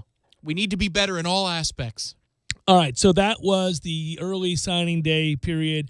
If you want to learn more, go to warchant.com, read Michael Langston stuff, go to Knowles 247, read Chris Nee's stuff, or Brendan Sinone, or Josh Newberg, whoever, whatever your cup of tea is, or go over to Tomahawk Nation, maybe follow Bud Elliott, whatever you're going to do.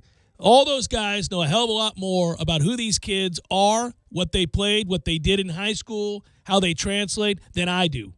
That was my original point. I never go watch the kiddies at all. I hate high school football. Loved it when I played it, and I love it for the kids.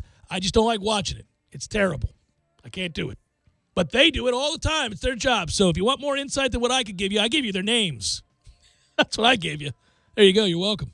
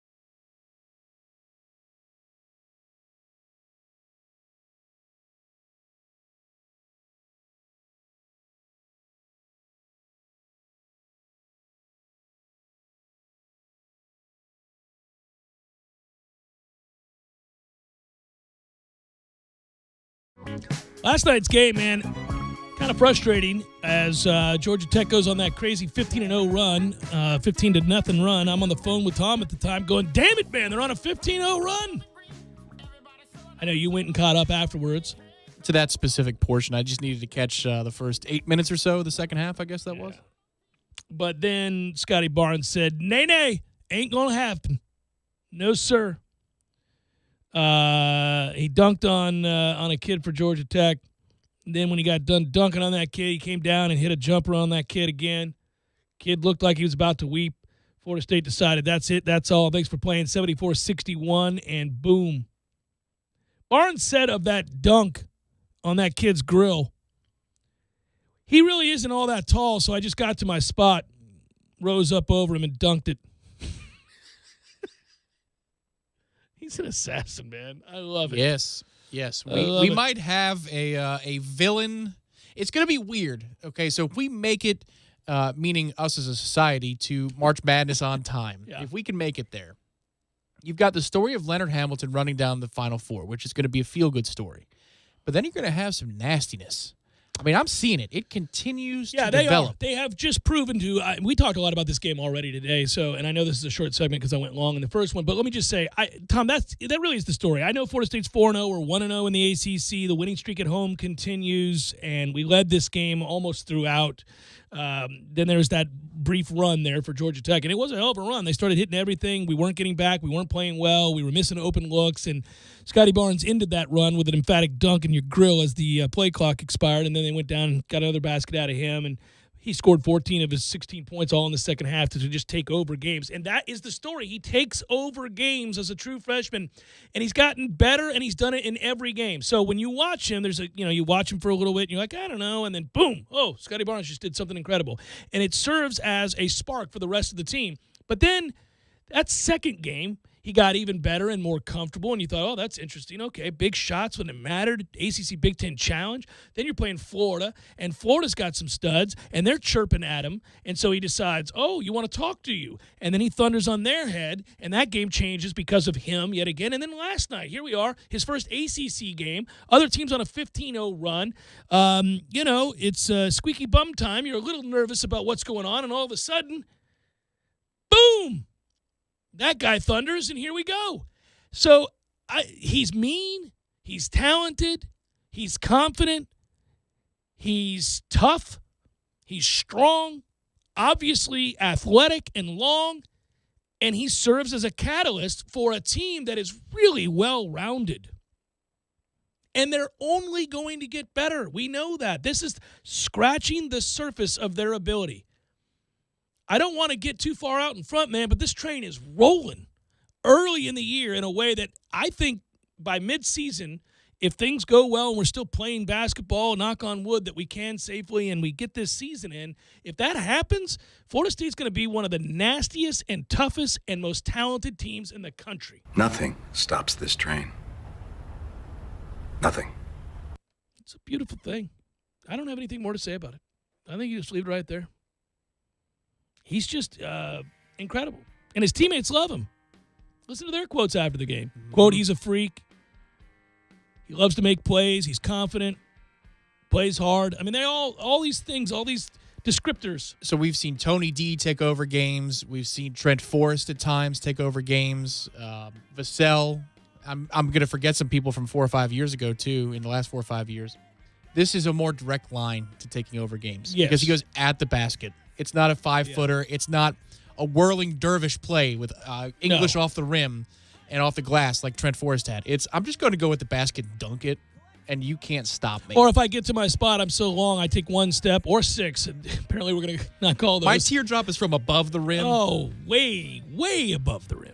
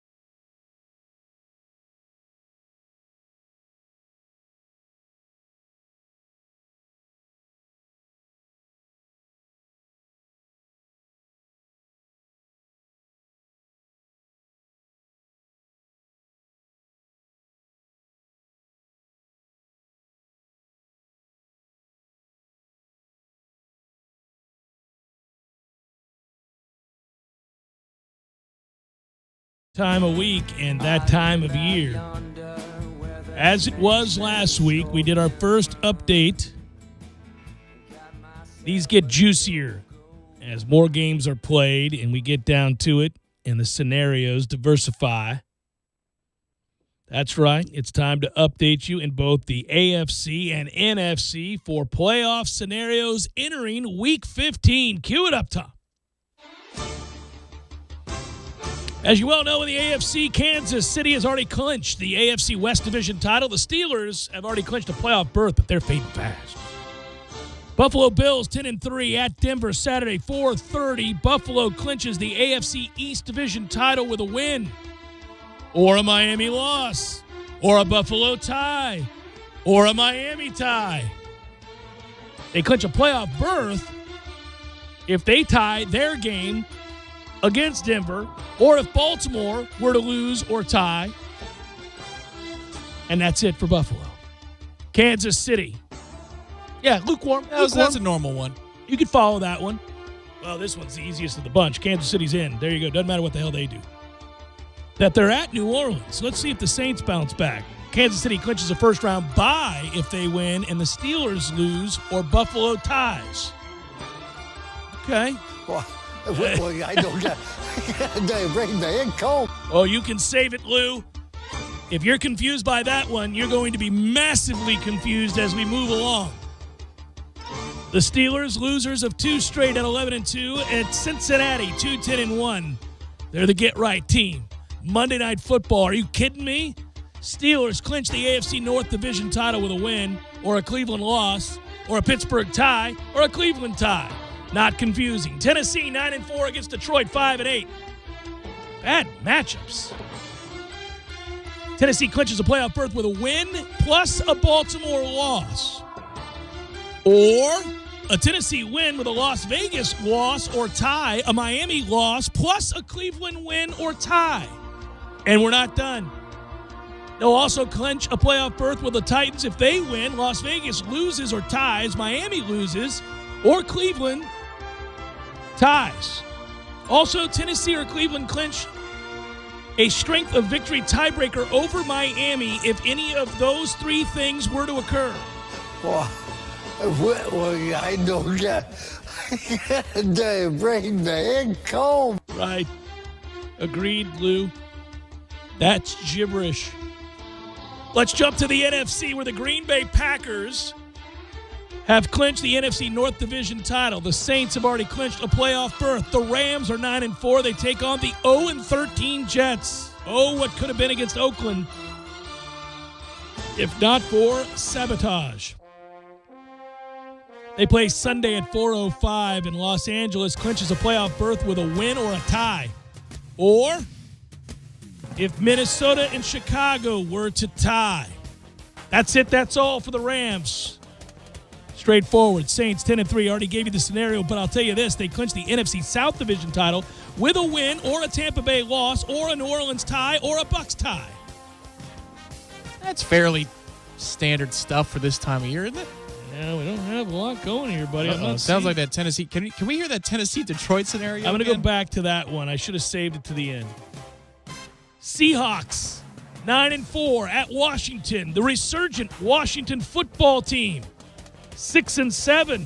Even after Alex Smith goes out with an injury, they better hope he can play because the other guy can't play a lick. Seattle clinches a playoff berth with Seattle win or a tie or a Minnesota-Chicago tie. That's it. That's all. And the Tampa Bay Buccaneers now 8-5 at Atlanta 4-9. Atlanta's loss to the Chargers, I think, means we get an impotent Falcons effort. Here's hoping. 4-9 Sunday, 1 o'clock on Fox. Tampa Bay clinches a playoff berth if they win. That's it. Chicago could tie, and we would also get into the playoffs at that point as well. Oh, really? A win and we're in? A win and we're in the playoffs. That's it. All right. Forget about it. So why don't we go back to the head scratcher of them all? It's the best of the best. The Tennessee Titans 9-4 against Detroit 5-8, 1 o'clock. Tennessee clinching a playoff berth with a win or a Baltimore loss or a Tennessee win plus a Las Vegas loss or tie plus a Miami loss plus a Cleveland win or tie. Well, I don't Not done, get- Tom. They Pipe bring down, the Lou. income. Tennessee also gets in with a win plus a Las Vegas lie or a tie, or a Miami loss plus a Tennessee win or a Cleveland tie or loss. That then would clinch the tiebreaker over Miami if Cleveland were to tie. That's it, Tennessee Titans. That's all you need. Well, I don't get. They bring the income. Yes, Lou. It left you a long time ago, and these scenarios are difficult to digest even for the brightest amongst us. It's difficult. Now we throw your pea brain out there and forget about it. No chance whatsoever. Jeff Cameron Show, 97.9 ESPN Radio.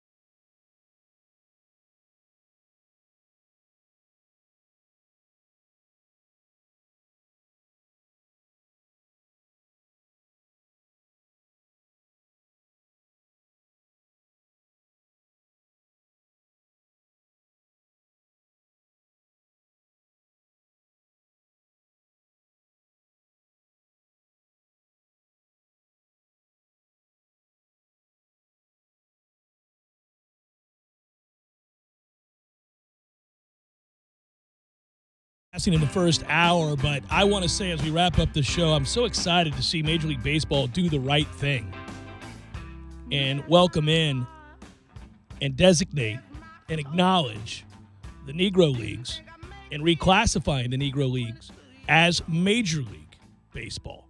And that opens the door to the Hall of Fame for an awful lot of players. And those statistics no longer get buried or ignored or find themselves on the outskirts of the history of Major League Baseball. Oh, no. Now they're welcomed in, rightfully so.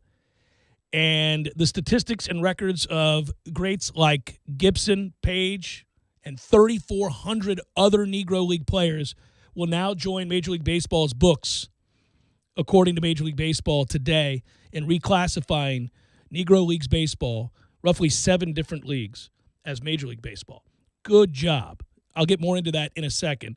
This segment brought to you by our friends at Whitten Glass, of course. Whitten Glass, a family-owned and operated business serving Tallahassee and the Big Bend area since 1945. They are Tallahassee's first family in glass replacement, highly respected for their quality of installation, both residential and commercial. Whitten Glass, 222-5781. That's 222-5781. Major League Baseball said that they, quote, are correcting a long-time oversight in the game's history by elevating the Negro Leagues on the centennial of its founding. Did the Negro Leagues, of 7 leagues. Major League Baseball will include records from those circuits between 1920 and 1948. They began to dissolve, the Negro Leagues, once Jackie Robinson obviously became a Major League Baseball player with the Brooklyn Dodgers in 1947. So not long after that, those leagues began to dissolve. But you have a history that goes 28 years, and it was largely ignored.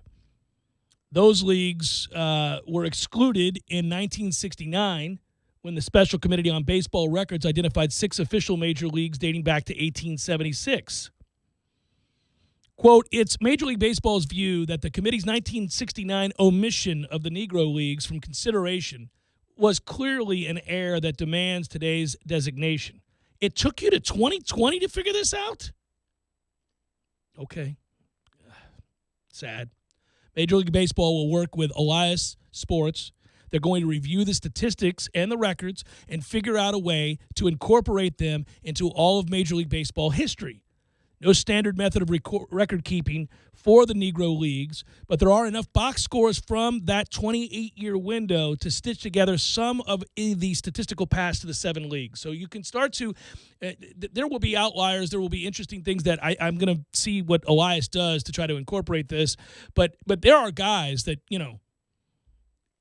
deserve to be alongside the greatest base stealers, home run hitters, pitchers of all time. Numbers that are so glaringly dominant. So when Babe Ruth started breaking records, the records that he broke were such an outlier. Nobody could argue that he was the greatest player of all time for about a 50-year window or so, right? And even though you would say, well, he didn't have to go against Hispanic players, he didn't have to go against black players, so what do we make of that? He didn't face the best of the best at all times. But his records were so above and beyond and egregiously dominant over the rest of the players at that time that it was inarguable that he was a transcendent preternatural player, right? So whether you think he's the 5th best player or the 1st, It doesn't really matter. The shades of greatness, yes. That's right. Yes. It's just greatness is obvious. Sometimes it is just that obvious. If everybody's playing the same game and you do this and nobody else is even – he hit more home runs than an entire league. On numerous occasions in a season, he hit more home runs than the rest of the American League. I mean, that's really quite silly. So there's no argument. They'll have to instantly do the same sort of criterion, I would think, for the Negro League. So if you have a Josh Gibson, you have somebody whose statistics are outliers beyond reason, you can just easily identify those guys and say, well, yes, he didn't have to go against Hispanic players and white players, but this is what he did against his peers, and it's so outrageously better than everybody else that he's in. Let's just go on. But now, does he suddenly have the record for most this or that? Any of these players? Are you suddenly going to say that this player now is the all-time, home run king? Well, strikeout king. Right, whatever it might be. Yeah. Right. So I don't know that they'll really ever be able to find that and work that through, but at least they acknowledge the statistics, For instance, Mays could be credited with 16 hits from the 1948 season with the Alabama Black Barons. Irvin, a teammate of Mays with the New York Giants, could see his career average climb from 293 to 304 if numbers listed at Baseball Reference from his 9 Negro League seasons are now going to be counted. And it gets interesting. They're stitching this together. They're trying to figure out the statistical pass. I'm struggling to speak today. Must be Wednesday. While some have estimated Gibson slugged over 800 home runs during his 16 years in the Negro Leagues, it's unlikely that enough records exist for him to officially pass Barry Bonds or any of the others that are in the 700s because they can't prove it. They don't know. It's sort of, they don't have enough box scores for 16 seasons worth of home runs. So what do you do with him? Where does he rank? That's going to be interesting. What if they only have records that Josh Gibson hit 380 home runs, and yet any documented article from the time mentions in passing that he's hit now 700 or 800. I thought I saw the number 960-something today. Yeah. Well, yeah, right. But they don't know. They don't know for sure. They don't know how many he hit. Depending on what Elias and MLB rule, Gibson could wind up with another notable record. His .441 batting average in 1943 would be the best season mark of all time, edging Hugh Duffy. Hugh Duffy never gets a look. Nobody's even mentioned Hugh Duffy in the history of baseball, and that bastard hit .440 one year. Oh, my God. I've never even heard of Hugh Duffy. He played in 1894, but Hugh Duffy wasn't having it in 1894, I can tell you that. His name is still somewhere, Gibson's line came in fewer than 80 games, though, far short of the modern standard of 162. So, again, it's apples to oranges. The perceived deficiencies is... Clutch my pearls. Baseball doesn't know what numbers to use. Oh, poor baseball. Yeah. What I do like is you get to the bottom of this article from the AP and you read the quotes from Major League Baseball and the curators of the Negro League Baseball Museum in Kansas City, and those that have been lobbying for this for a long time. And I think for any baseball historian, if you're just a baseball historian, today is a great day, and you would be thrilled to see what is a well-deserved recognition of the Negro Leagues. And, baseball fans have long said this. Serves as a historical validation for those who had been shunned from the major leagues, and I'm quoting, and had the foresight and courage to create their own leagues because of it, that helped change the game and the country. That, according to Bob Kendrick, who was quoted today, he heads the Negro League Baseball Museum in Kansas City. The acknowledgement is meritorious to the courageous owners and players who helped build an exceptional enterprise and shines as a welcome spotlight on the immense talent called the Negro Leagues. That's awesome. Good for baseball. Good for baseball, finally. Finally. I don't know that you hold a parade for him. No, but it's good for the sport. Maybe not too. Major League Baseball. Good for the sport. It's great for the sport. I'm happy that the lines have been blurred when it comes to statistics and record books, because it's stupid. Like, I get it that you hold them on high and it's like you're chasing history, and that's this cool thing over here. It's the thing that baseball always had over the other sports, because nobody cares about football numbers other than running backs rushing yards. Yeah, but I hope baseball gets to that point. I really do. And here's the reason. Because the metrics that we used back in those days don't mean diddly outside of home runs. Right. And pitcher wins don't mean the same thing as they used to. Strikeouts don't mean the same thing because of the approach of the plate. It's over. We're done with that. Most of the nails in the coffin were the steroid era in the 90s. But now with analytics, we can put that thing to bed. That's buried and done. So let's just honor people who were great. Yeah, I would tell you that what I think that Major League Baseball can do as far as the Hall of Fame goes is just get really era-specific. Look, if you played from this year to this year, then we're comparing you to those of that era, and it doesn't matter if you hit 105 home runs or 580. If it was the best of the best in that era, that's all that matters. Was it a dead ball era? Was it a live ball era? Was it a steroid era? Did they raise the mound? Did they lower the mound? Did you play 162 or did you play 144? Because I got it. We conveniently forget those things about lowering the mound or some of the rules and dimensions of the fields and things like that occurred, and the approach at the plate. And yet we put it all aside because 62 mattered out of nowhere. And it's like, the older I get, the more I realize there's such folly in that, because you're saying that somebody who hit 63 or 270 is a better baseball player than somebody who hit 54 in 1975. There's no way to know that. There never is. Well, and there never was. I always thought, too, like if you played at Candlestick, I mean, that ballpark was insane. First of all, it's freezing cold all the time, even in the dead of summer. And the wind was fierce, and the dimensions were difficult. And there are fields where the center field fence is 460 feet away. Yeah, Polo Grounds. Yeah. Well, and there are others. I mean, that there's 440 in some cases. Old Yankee Stadium at Monument Park, like in the field of play. Yeah, it's ridiculous. Like, this is ridiculous. It was like when I was a little kid playing in my backyard. We had a pool, but beyond the pool was a fence. If you hit it in the pool, it's an automatic out because, damn it, I've got to go get in the pool now because you screwed up and hit it in the pool. But if you hit it over the pool, it's a live ball. Run till your heart's content until somebody can run around the pool, get the ball, and bring it back in, and then throw it at you because that was the rule. That's how you got somebody out if you didn't have enough players. You just hit them with the ball. You'd have to do that before you went swimming, though, because the pool deck gets slippery if you're trying to run down that. You got to be careful. Oh, we all busted ass numerous times trying to make plays. Oh, yeah, man. It was a free-for-all. Like trying to place the ball just beyond the pool so it would rest against the fence was an art. There was touch to hitting. It was crazy. It's the opposite. It was like tennis all of a sudden. You're like, ooh, well, if I swing away, it'll go over the fence. That's an automatic out, and you lose your next at bat because rules against hitting it over the fence were severe. I'm not having to knock on the neighbor's door because you're a dumbass. So that rule was steadfast. You hit it over the fence, you're out immediately, and you don't even get to hit next. Whoever else, Bobby's coming up next. You don't get to go. That rule was serious. If you hit it, but if you're good enough to place it just beyond the pool, you could run for days. All those ghostmen are going to score. Oh, yeah. All the ghostmen. A lot of ghosts. Ghostmen are coming around. This is going to be a grand salami right here. I'm going to get around these bases, and all my ghostmen scored. Good work out of you. Good work, Matthew. Front row Knowles. Up next, they'll take a look, I'm sure, at recruiting and Florida State's big basketball win last night. Man, am I pumped about basketball. We're just going to kick people's ass this year. That's what's going to happen, Tom. The chatter's happening, man. My friends who live out of town. They're starting to do yeah. They're checking in now. They're alive. They're alive. Hey, I see the basketball team's playing well. Boy, Scotty needs to do this. But okay. Hello. Yeah. Welcome to the conversation. Guys, be well. Go to Knowles. Talk to you tomorrow.